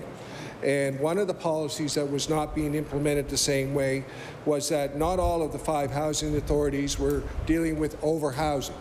So overhousing means we have a single person living in a 4 or 5 bedroom unit. And how that happens, of course, is a family gets into a unit that's the right size for them, but over time the children grow up, move out, right? And maybe ultimately mom is left in the house, 5 bedrooms. That's what happens, and it's not an easy move. We recognize that. It's a difficult move for a senior or somebody who's older to downsize, to pack up the bedrooms, your children's bedrooms, to deal with the stuff. It's hard, right? We're not saying that. We know that in our department, but the reality is the Auditor General identified that if we could deal with that, then we could take 1,000 people off the wait list. So will this bill give us the ability to reduce the numbers on the wait list? Absolutely. With a Crown Corp, we can implement these policies the same across the province. And in fact, this is one of the areas that will take people off the wait list. So I will say that it absolutely wasn't the way it was said, whatever you heard. I'm not saying that you were not saying what you thought you heard, but in fact, that was not the case. This is, in fact, a move that will add better governance, better structure to our housing authority. So one of the other things I said in the bill briefing was that the province is too small to have some of these procedures duplicated. We have 5 housing authorities. They all have certain functions that could be in one. So not only will we achieve uniform policy implementation, we'll achieve some efficiencies. So to the member of Bedford, from Bedford, to addressing the #1 recommendation of the Affordable Housing Commission was to create a separate entity to manage this. I will recognize that was the recommendation, and we looked at that very seriously. The reality is the Affordable Housing Commission report came out in May 2021. The report, really, that recommendation was an indictment of the lack of management that this previous government had given to this file, frankly. And what we see, just to give you an example, was that we see that the Housing Nova Scotia had in 6 years was in 3 different departments. So it was a football. It was kicked around, and that's not the sign of good management. Anybody who knows anything about government will know that's not the sign of focusing on this. That's a sign of passing it around. And so the Affordable Housing Commission was not satisfied with the lack of the management of it. So layer in over top of that the report that we get from the Auditor General on what are the actual problems. So the Auditor General, the Affordable Housing Commission didn't take a deep dive, not nearly as deep a dive as the Auditor General took. And when we look at what the Auditor General told us about the various ways that these various housing authorities were implementing policies, about the differences in structure, how they were working. The reality was that, in fact, these 5 housing authorities had been operating very independently. So then you ask yourself, do we want further independence? The reality is these 5 housing authorities were pretty well standalones. They were operating extremely independently. So then me as minister, I ask myself, is that what I want? And my nature as minister, I'm a farmer. I don't shirk work. I say I want to manage this. I want to take it on. I want this to be my responsibility. And in any case, I will answer in this legislature for whatever we create. I will answer in cabinet out. So as the minister, I want to be, I'm responsible. I'm not advocating my responsibility. So there's issues, there's messes that need to be cleaned up, frankly, one of which is the overhousing issue. Another mess would be maintenance issues, and there could be more. messes to clean up. So I'm not advocating my responsibility as minister to deal with this. We'll deal with this. I'm taking it on. We'll clean up this mess. That's my responsibility, and we're going to do it. So with those words, Mr. Speaker, I move to close second reading on this bill. The motion is for second reading of Bill number 222, the Housing Supply and Services Act. Would all those in favor of the motion please indicate aye? Aye. Contrary-minded, nay? Nay. The motion is carried. Bill 222, an act respecting housing supply and services. Ordered that this bill be referred to the Committee on Law Amendments. I recognize the Government House Leader. Thank you, Mr. Speaker. Would you please call Bill number 223, Municipal Finance Corporation Dissolution Act? Bill number 223, the Municipal Finance Corporation Dissolution Act. I recognize the Honourable Minister of Municipal Affairs. I'm earning my pay today, aren't I, Mr. Speaker? Mr. Speaker, I move that Bill 223 be read for a second time. Mr. Speaker, I'm pleased to introduce legislation that will facilitate the integration of the Municipal Finance Corporation into the Department of Finance and Treasury Board. As part of government's review of Crown corporations, the Municipal Finance Corporation's operations and staff will move into the Department of Finance and Treasury Board. This change will address duplication, improve efficiency, and improve accountability. Mr. Speaker, the Nova Scotia Municipal Finance Corporation and its staff have been doing important work on behalf of Nova Scotians and our municipalities.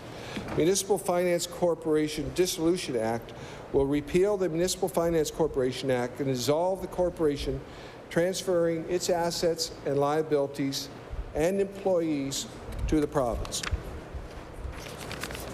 As a result, Mr. Speaker, amendments will be made to the Finance Act, providing the Minister of Finance and Treasury Board with the authority to make loans to municipalities and municipal enterprises, leveraging the work that is already happening at the department. Consequential amendments will also be made to the Municipal Government Act and Halifax Regional Municipal Charter. For the client municipalities, we expect this to be a seamless transition and anticipate a smooth continuation of operations. Mr. Speaker, since 1980, the Municipal Finance Corporation has loaned over $3.6 billion to municipalities. We will continue to provide capital infrastructure financing to our clients at the lowest available cost and provide advice and assistance that they have come to expect for the last 40 years. And as the Minister of the Department of Municipal Affairs and Housing, I know staff look forward to continuing their role in working with the municipalities to review and recommend temporary borrowing resolutions for approval. Mr. Speaker, we are nearing the end of a transition period as the corporate structure is addressed through this legislation and the staff integrate into the operations of the Department of Finance and Treasury Board. In closing, Mr. Speaker, municipalities will continue to be well served with low-cost financing for capital projects under this transition. With those remarks, I take my seat. Thank you. The Honourable Member for Cole Harbour Dartmouth. Thank you, Mr. Speaker. So the Municipal Finance Corporation provides long-term, low-interest loans to municipalities for important projects such as water, wastewater, streets, buildings, and recreations. Many projects most take for granted. And the Minister spoke that he's going to continue to provide low-cost financing to the municipalities in Nova Scotia. This act is to dissolve the Municipal Finance Corporation and consolidate its roles and responsibilities into the Department of Municipal Affairs and the Department of Finance. This means the Minister of Finance will have final approval of loans to municipalities instead of a corporation that operates independently under a strong governance model and legislated representation from municipalities. This will open municipal finance loans to political interference from the province. Will the province be approving loans based on political expedience? How will this be transparent and accountable to taxpayers in Nova Scotia? Will the province be forgiving loans for municipal units of its choosing? I heard many buzzwords yesterday in this room attempting to justify changes taking place under the guise of streamlining, collaboration, and needing structural change. But as we heard from all members on this side of the House yesterday, there is a theme forming, and this act is yet another example of a power grab by this government, weakening local control and centralizing power in the Premier's office. So I asked the Minister of Nova Scotia Federation of Municipalities if they were involved in this process, and was the Association of Municipal Administrators involved in this process. The first step to a hostile takeover is to take control of the funds, which is what this act has the appearance of doing. I understand the Municipal Finance Corporation was in fact disbanded in July. So I want the minister to explain that. Is this just like what the member or the minister from Argyle referenced yesterday has? This is just a legislative formality. So I hope these concerns are addressed, Mr. Speaker, in the minister's closing remarks. Thank you. I recognize the honourable member for Cape Breton Centre, Whitney Pier. Thank you, Mr. Speaker. In a way, I do echo the words of my colleagues, and I do have concerns about the independence of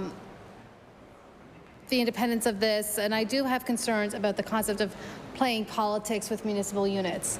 I think those are always concerns when when consolidation is occurring, especially consolidation of finances occurs.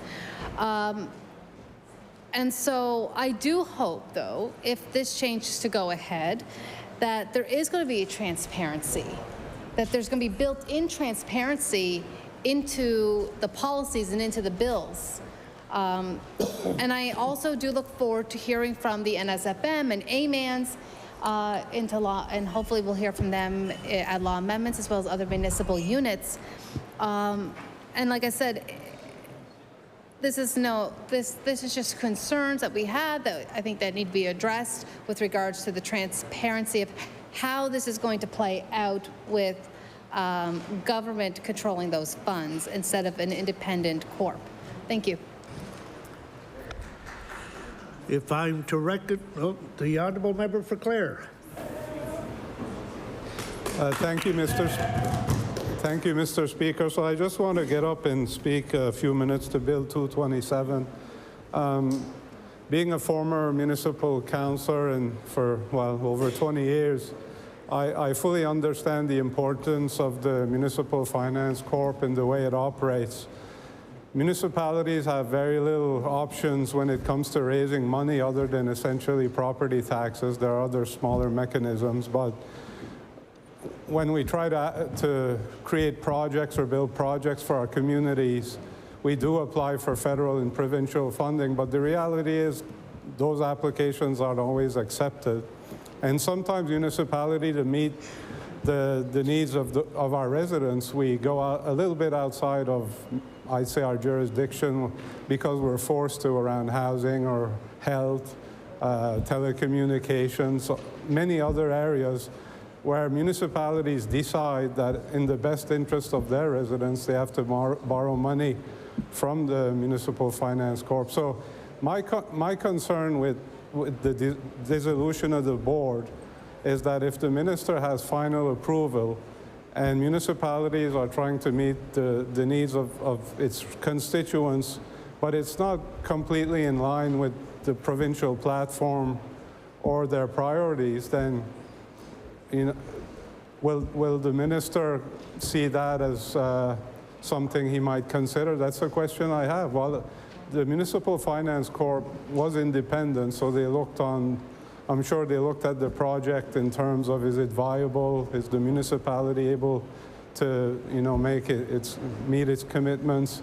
But it wasn't looked at in a political lens. And I guess I'm speaking on behalf of a lot of municipalities who really need, at times, to borrow money that doesn't fall within or completely within municipal jurisdictions. Will the decision become a political one or one based on what the municipalities are looking for? So I look forward to hearing what the NSFM has to say and others at law amendments. And with that, I'll take my seat. Thank you. If I'm to recognize the minister, is to close debate on the bill.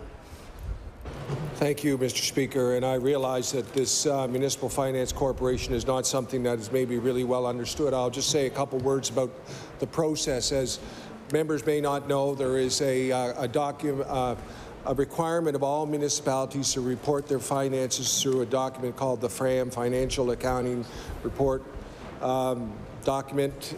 So every municipality reports to us in their financial statements in the same way. So we can see in a snapshot, we can make comparisons and see what, and in fact that document is available every year. It's publicly available. But through the information provided by that and through what our municipal advisors, so we have municipal advisors that work around the province with every municipality. When municipalities need to make a temporary borrowing, they'll make a resolution, they'll provide it to our municipal advisor. It'll come to me as the minister, and I sign off on it. So every minister of municipal affairs for the last 40 years has had that process. So nothing changes. And in terms of what's changing with this bill, that doesn't change either. The other side of that is that as minister, I recommend that to the Municipal Finance Corporation, which is the people who literally move big blocks of money around, which I will honestly say I have very little understanding of how they do that or what they do. I'm not an accountant. I don't understand that, but that shop, so to speak, moves that money around. That function is moving to Finance and Treasury Board, which is what Finance and Treasury Board does on a much larger scale in any case. So this is what this is about. So that from the point of view of the municipalities, from the point of view of the minister's approval, from the point of view of working with the municipal advisors, it doesn't change. So it's the same. So with that, Mr. Speaker, I move to close second reading on this bill. The motion is for second reading of Bill number 223, the Municipal Finance Corporation Dissolution Act. Would all those in favor of the motion please indicate aye? Aye. Contrary-minded, nay?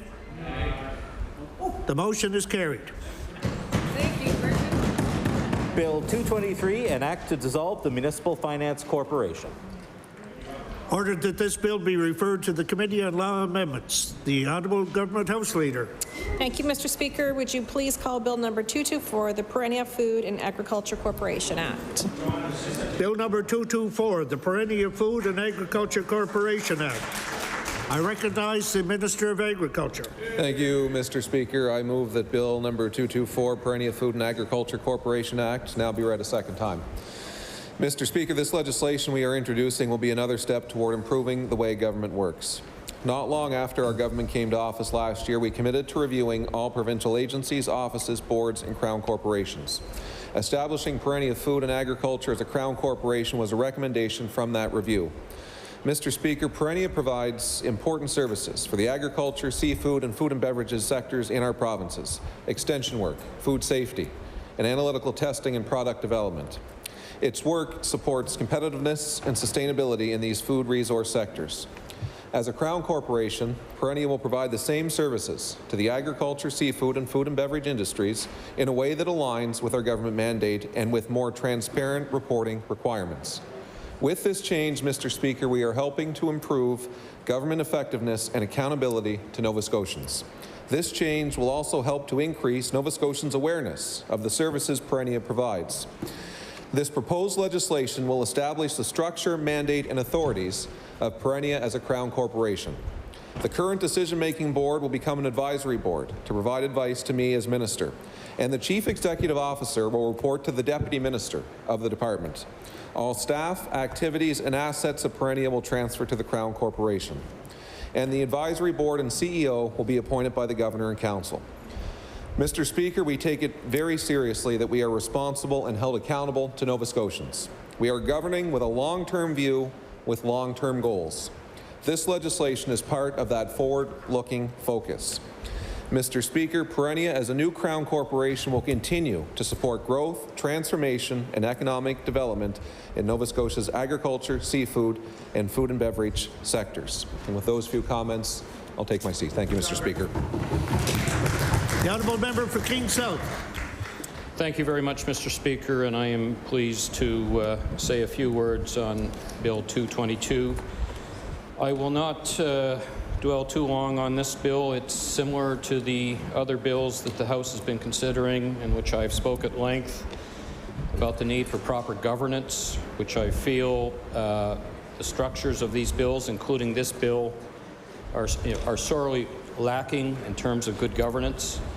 I've reiterated how the review of government's framework for Canada's Crown corporations has clearly indicated how good governance works, and unfortunately this government continues to go down a route of concentrating power in the Premier's office. Steve Craig.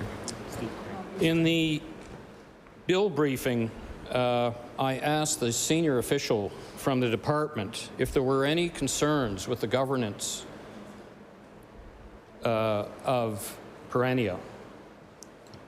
And the response was that there were no concerns expressed about the governance of Perennia. So if it's not broken, why are we changing it? I know there's concerns and nervousness throughout the agricultural industry. My colleague from Clare has indicated there are concerns as well in the fishing industry. And in essence, the disbanding of the board, turning it into an advisory board with absolutely no power, makes them ineffective. And we are losing the advice and the expertise to help with the decisions of the work of Perennia. Perennia is a very, very important organization to the agricultural sector, and I would assume the fishing industry as well. And to make changes like this puts at risk the good work that is happening. One of the biggest fears that this will slow down the responsiveness of the organization to the industry, as we now have to go to the deputy minister or the minister for Perennia to take action and respond to crop problems that happen and need to be addressed within days. Issues like that, and we're putting at risk something that is not broken. The other interesting note about this hostile takeover, if I can use the words of my colleague with respect to what's happening with municipalities. One interesting fact here is Perennia, in their financial statements, which I will table, is an $11 million operation last year. But the government operating grant for Perennia is $2.6 million. Less than a quarter of the revenue for Perennia comes from government. But now government is swooping in and taking over control. This, I would suggest, puts the organization at risk, and I'm not sure that all unintended consequences have been thought through. So I'll leave it at that for today and look forward to comments from law amendments next week. Thank you, Mr. Speaker. The honourable member for Halifax Citadel Sable Island. Thank you, Mr. Speaker. I will echo the words of so many that this proposed structure change is another in a long line of consolidating power in the hands of ministers, in the hands of Executive Council, and ultimately in the hands of the Premier's office. And it's another example where we're really concerned. So if the minister just now talked about the goal for increased transparency, that this would contribute to long-term goals of the government. Unfortunately, we have not been made privy to these. So this Crown Corporation and ABC's review was undertaken. We don't know the criteria, the process, and the stakeholder engagement that happened in each case, and we've been provided little. Well, we've provided nothing in terms of process and very little in terms of results. So I think this is just another concerning move that, you know, and in particular for the agricultural sector, who I don't think asked for this. I think, you know, our agricultural sector is struggling and, you know, has been on the front lines of climate change. And this is only reinforced through Fiona as you know, folks assess the damage, the short-term and long-term damage that they have, and have had increased recovery costs. We know our farmers have been struggling through this cost of living crisis because it's also for them a cost of production, harvest, and transportation. So the increased costs this year in terms of inputs, labor shortage, housing shortage. And there's actually so many pressures in the agricultural sector that there's a great emphasis, in fact, on farmers' mental health. And so I think that's really important to put that all in context, that you know, the agricultural sector values the work of Prenia as it is. Like my colleague from King South, thank you, I also reviewed the financial statements, and I have more questions, and I would invite the minister to respond to those. So there's approximately a third of the budget coming from government inputs, and then there's actually a lot generated from consulting fees. So is that the financial model that is going forward for Prenia? So in a sense, you know, I don't understand why government's getting involved in a well-functioning, well-regarded organization that is doing quite well on its own. It's just not clear. So if the minister has some rationale that he's able to share, that would be really helpful. So what analysis was conducted? You talked about more transparency, and I'd love to understand that because as a private organization, Prenia is you know, responsible for, you know, providing its financial statements every year. It provides an annual report. So whatever this transparency is, and it's also ironic to use transparency in the context of this ABC review that has been completely not transparent. I am also concerned about the level of stakeholder engagement. So as I understand it, people in the sector don't feel like they were particularly engaged.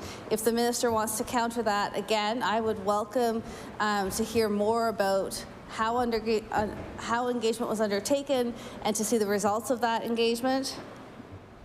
I also would just like to point out that we're also wondering, you know, Prenia has responsibilities for agriculture and for fisheries and aquaculture, and is taking those with them under this new structure, but reports directly to the Minister of Agriculture. So on the fisheries and aquaculture side, I'm wondering how engagement will be maintained, how decision making will happen. So will, in fact, the same decision structure be followed and it goes through the Department of Agriculture, which doesn't seem to make a lot of sense since we have a Department of Fisheries and Aquaculture with a great deal of expertise in that organization.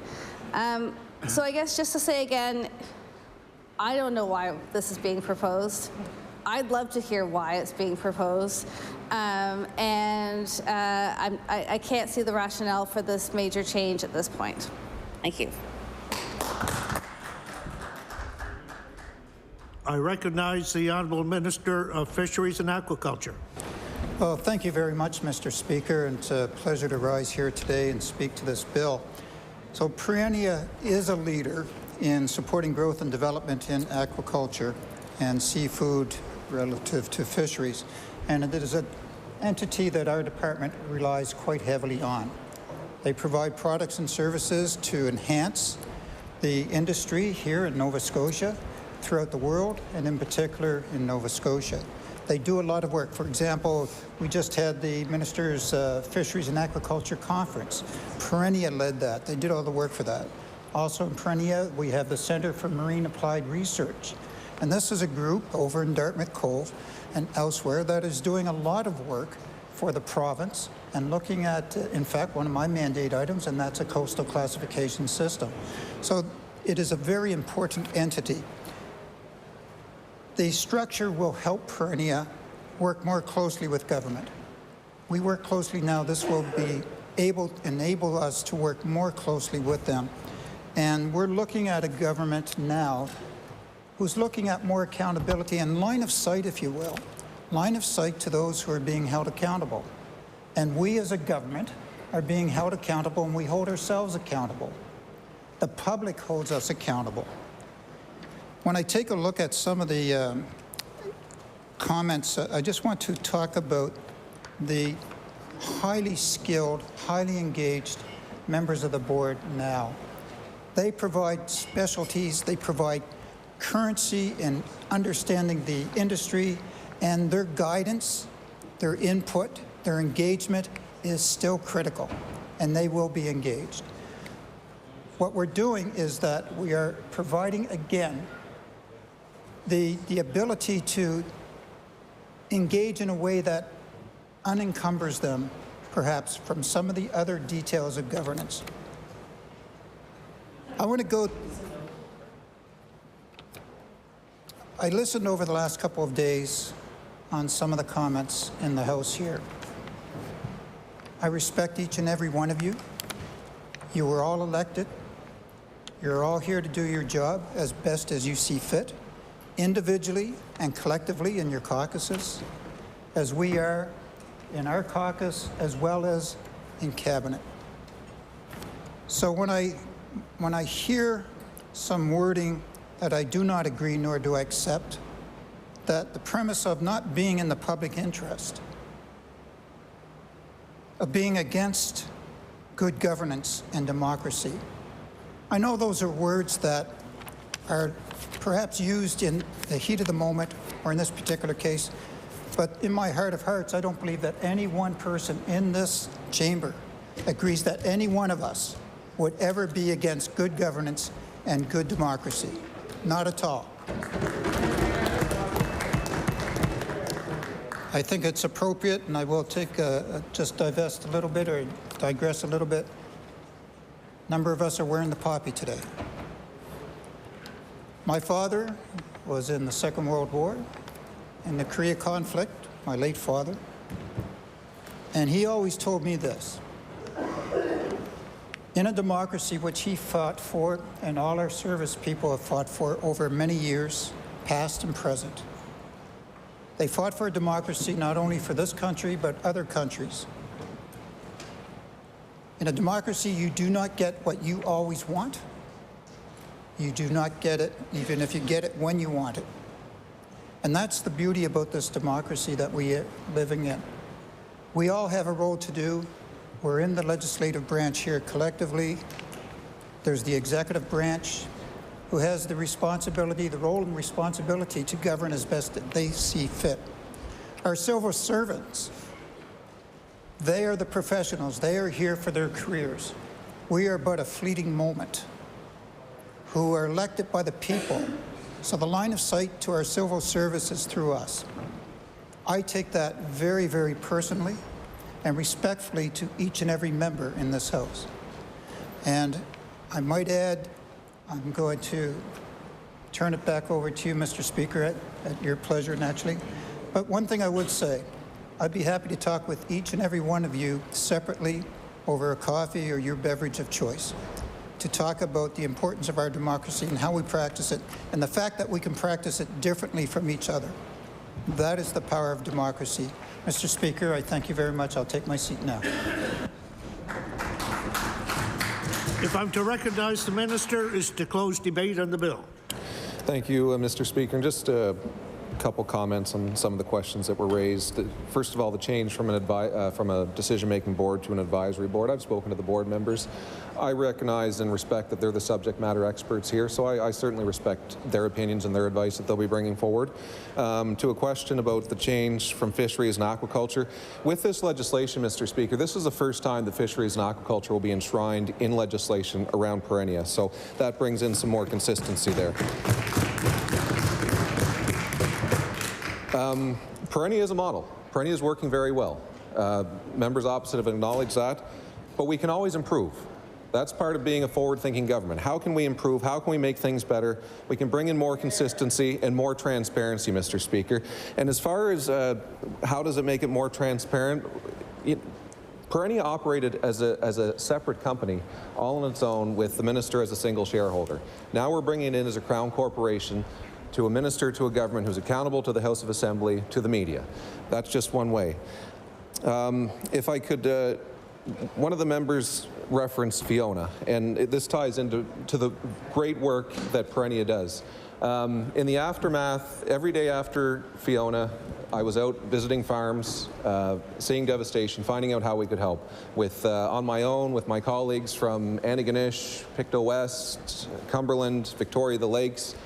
And with the member from Pictou West, we went to see a maple producer, and just complete devastation. Trees everywhere, didn't know where to go.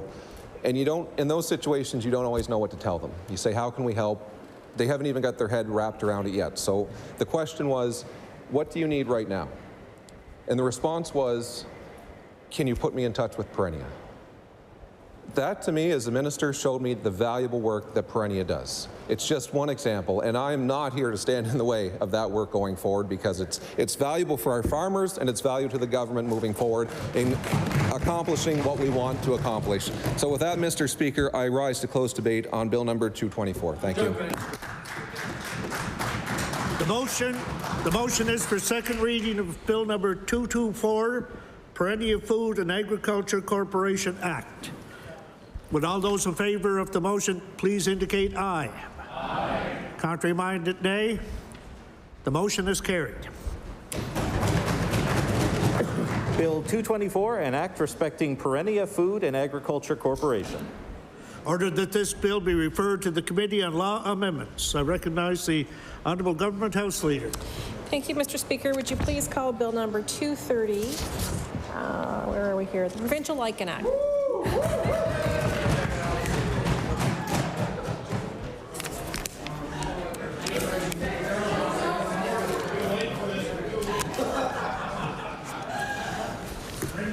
Bill number 230, the Provincial Lichen Act. I recognize the Honourable Member for Digby Annapolis. Thank you, Mr. Speaker, and I move that a bill entitled An Act to Declare the Blue Felt Lichen to be the Provincial Lichen of Nova Scotia now be read a second time. Mr. Speaker, I know that there is much anticipation for this bill, and maybe folks in the House are going to want to know more about blue felt lichen and, of course, how this species was brought forward to be identified as the provincial lichen. So, Mr. Speaker, I really do have to recognize two lichen enthusiasts in Digby Annapolis. So Jonathan Riley and Harold Clapp came into my office and asked whether or not this would even be possible. So I said that I would bring this bill forward to the House to hopefully see it through the finish line and be able to declare the blue felt lichen as provincial lichen. But Mr. Speaker, if we do so, Nova Scotia will become the first jurisdiction in Canada to designate an official lichen. And I think it's really timely and fitting because Nova Scotia is home to an extraordinary amount and abundance of rare lichen species. Because our foggy, cool climate is the perfect combination for lichen to grow and thrive. So we have over 1,000 different species that live here in our province. And I think this is to Jonathan's words. Living here, we can easily take it for granted how many different species are clinging to trees and forests and, of course, on rocks. But here, Nova Scotia is a very special place, which I think all of us can also agree on. And for this reason, it is very fitting that we are leading the way in declaring an official lichen for the province of Nova Scotia. So for members in the House to know, how did the blue felt lichen get chosen? Well, there was actually a public vote in conjunction with a national campaign to choose a lichen for Canada. So, I know it does. So the goal of the campaign, of course, Mr. Speaker, was to raise awareness around lichen and recognize their importance in ecosystems throughout Canada. And so, of course, it was a hope that all provinces and territories will follow suit if Nova Scotia leads the way and declare a lichen for their own province and territory. So in 2019, led by Dr. Troy McMillan of the Canadian Museum of Nature, lichen enthusiasts across Canada organized 14 public votes.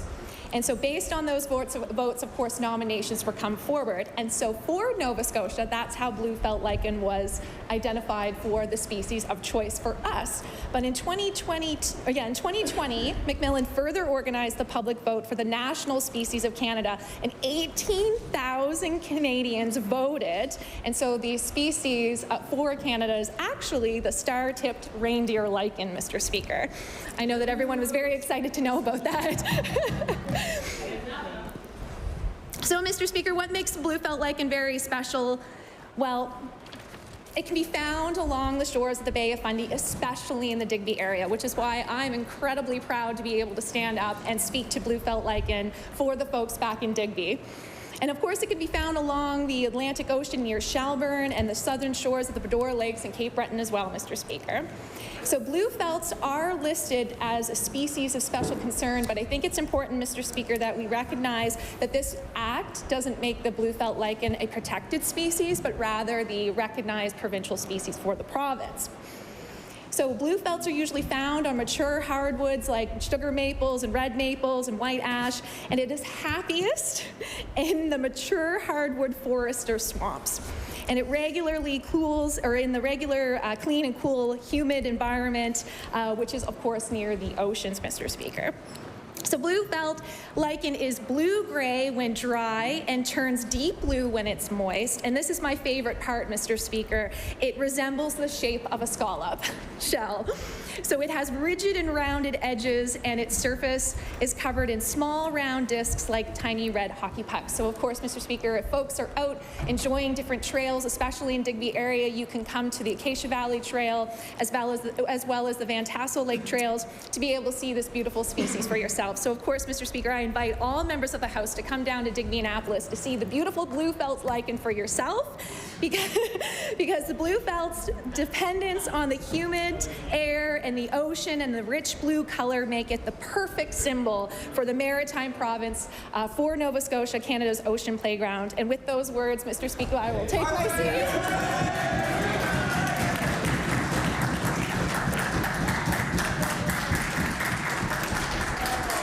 I recognize the honourable member for Dartmouth North. Thank you, Mr. Speaker. I am liking this legislation very much.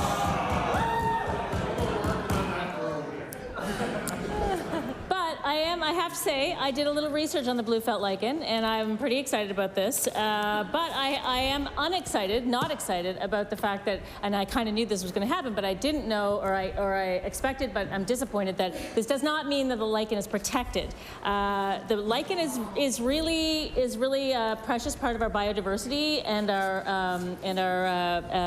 biodiversity in Nova Scotia, as the minister and the member for Annapolis, Digby Annapolis, has pointed out. These types of species are really important to us and to our ecosystems. So some of the threats, Mr. Speaker, to blue felt lichen, a serious threat is coastal development in Nova Scotia and New Brunswick. It continues to be at a significant rate, but no data seems to be available on the rate of forest loss in areas with blue felt lichen. Renewed gold mining activity, deforestation for mine footprint, road development in Halifax County, Nova Scotia may affect this lichen. That's an extreme threat, but a negligible threat because there's not a lot of lichen in Halifax County. Still though. Logging and wood harvesting may remove potential host trees available for colonization and may remove blue felt lichen.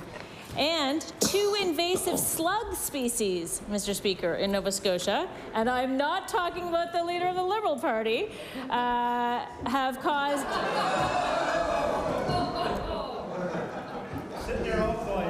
I said I'm not talking talking about him.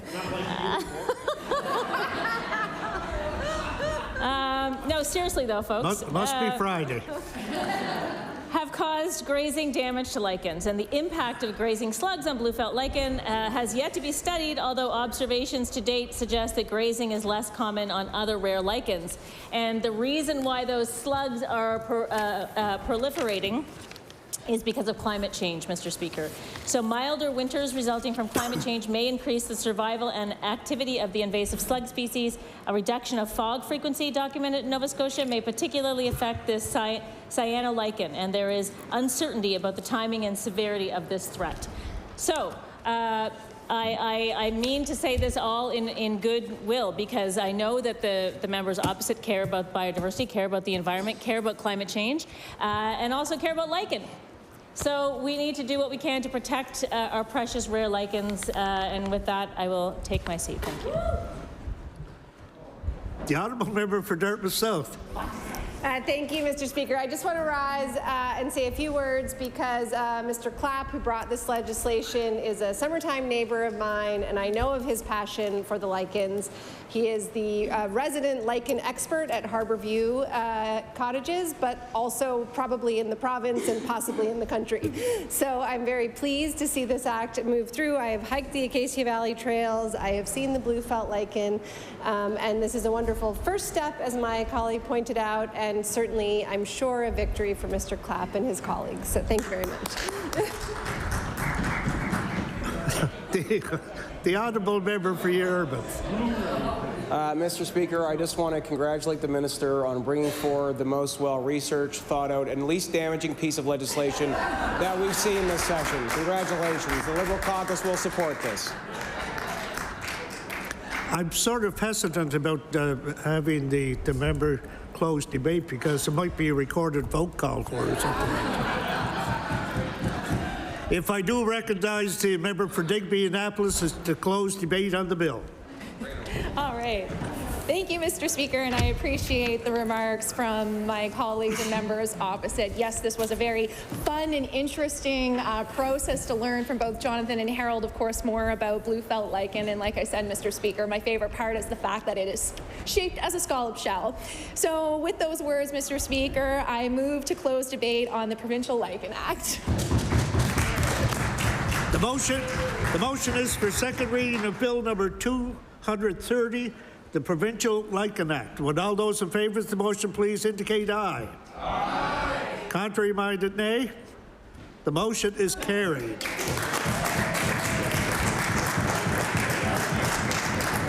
Bill 230, an act to declare the blue felt lichen to be the provincial lichen of Nova Scotia. Ordered that this bill be referred to the Committee on Private and Local Bills. I recognize the Honourable Government House Leader. Thank you, Mr. Speaker. Would you please call Bill number 227, the Financial Measures Fall 2022 Act? Bill number 227, the Financial Measures Fall 2022 Act. I recognize the Honourable...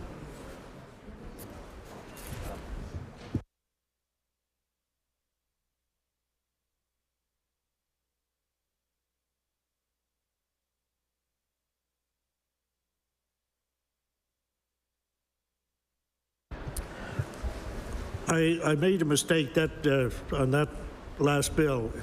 I referred it to the Private and Local Bills Committee, but it should have been to the Committee on Law Amendments. I apologize for that.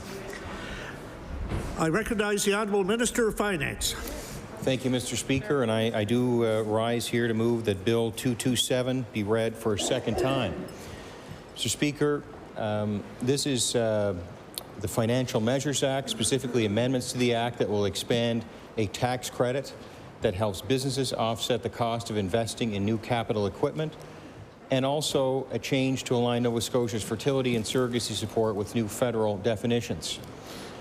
Nova Scotia's capital tax investment credit is a refundable corporate income tax credit that provides credit for capital cost of new equipment used primarily in manufacturing or processing goods for sale or lease, for farming or fishing, logging, storing grain, or harvesting peat. It was established in 2015 and is closely aligned with the federal Atlantic Investment Tax Credit.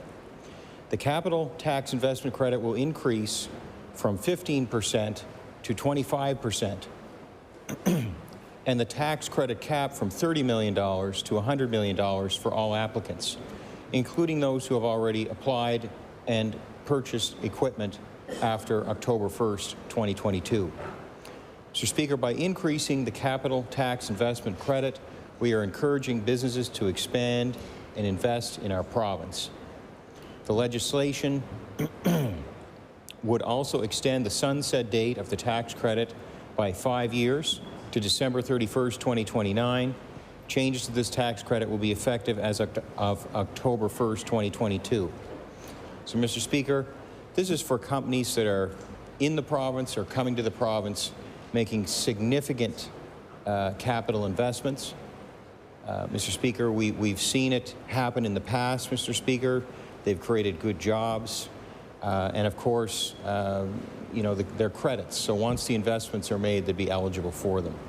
So, Mr. Speaker, this legislation will also harmonize, the other part of this legislation will also harmonize our province's fertility and surrogacy supports with new federal rebates.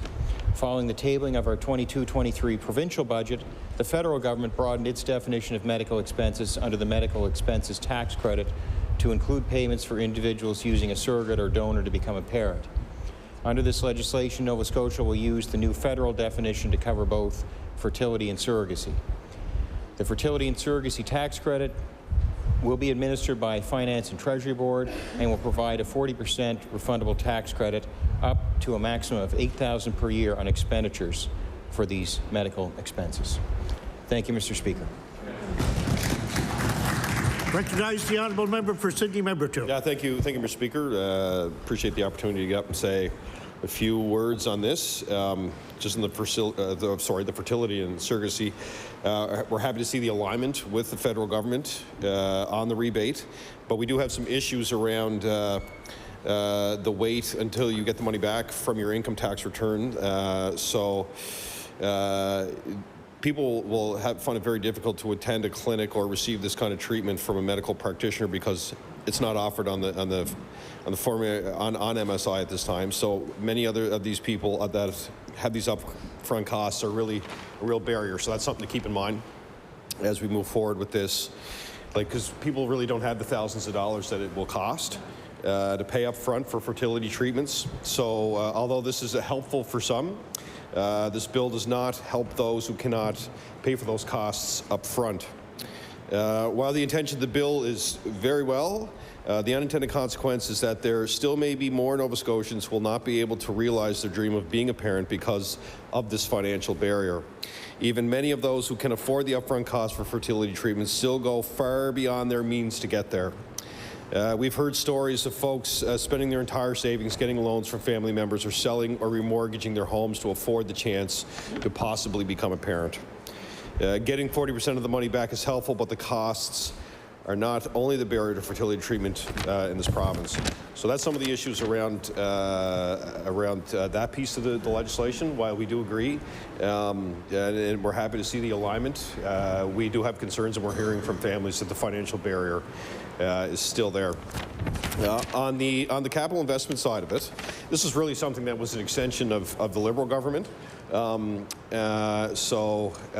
know, governments do this all the time with capital investment tax credits, but I would also argue that we've sat through the session where we've had a very large conversation and debate back and forth about the cost of living for everyday Nova Scotians. So along with providing an investment tax credit, if you're opening up the FMA, we could be looking at other incentives that would help support people who are probably going to go into one of the most expensive winters on record, that, you know, many Nova Scotians don't qualify for the programs that are offered, whether it's through the seniors grant or the heating rebate program. So while capital investment is something that governments are involved with, as a caucus, we want to see more support for everyday Nova Scotians to help cover the incredible costs that families are facing to keep the lights on and keep food in the cupboard. So with that, I'll leave it at that for second reading, and we'll have more to say as we go through the process. Thank you, Mr. Speaker. I recognize the honourable member for Halifax Citadel Sable Island. Thank you, Mr. Speaker. I'm pleased to rise and speak to this bill at second reading. So first of all, I do want to signal concerns and questions. Again, I really would welcome the minister to explain around the actual process. So tabling kind of like a part 2 or a sequel to the FMA is highly unusual. It's only happened 3 other times in this legislature, and it's always been connected to the immediacy of a change in government. So in 2006, before the government fell, in 2009 and 2017, immediately following elections and change of government. And so I think, first of all, we just need to I just need to understand why we would come forward with FMA amendments at this unusual time, and some more transparency about that. I think in terms of the capital credit, we do have questions. Again, it's unusual timing, it's unusual process. You know, there were calculations and estimates made for the first FMA and for the first budget, and so why 6 months later have things changed so much that it's actually necessary to bring an unusual piece of legislation to the floor of the House? And I know that the minister has been quoted in the media, and I'll table that, about this isn't directed at any one project or any one company. But again, why 6 months after the first FMA are we considering this, and why that amount? So, you know, would love to hear some more about the analysis and recommendations that were brought forward and where they came from that led to the development of this piece of legislation. And, you know, it's also, it is difficult to see this measure being proposed, essentially an inflationary adjustment for corporations. Well, we've been calling for cost of living help for Nova Scotians this whole session and before. So we've been asking for help for workers, we've been asking for help for people with housing, we've been asking for help with people with pharmacare co-pays, and on and on and on. We've been bringing ideas to help Nova Scotians with the cost of living crisis, and none of that has been picked up in this session, and none of that is reflected in this FMA Part 2. It is an opportunity to come forward with measures that can help Nova Scotians and not just help companies. You know, and I think as well, in thinking about sort of what's the analysis, why this now, it's also hard to put in context because, you know, we don't have an economic development plan, and with due respect to the minister who, you know, talked about the tenets of an economic development plan, the tenets of an economic development plan that start with population growth is not an economic development plan. So, so it's hard to understand the specific recommendation. It's hard to understand how this fits within the larger plans of government. Again, I'm all ears. I'd love to know how this all fits together. So we do need an explanation about why this measure now and why this amount now.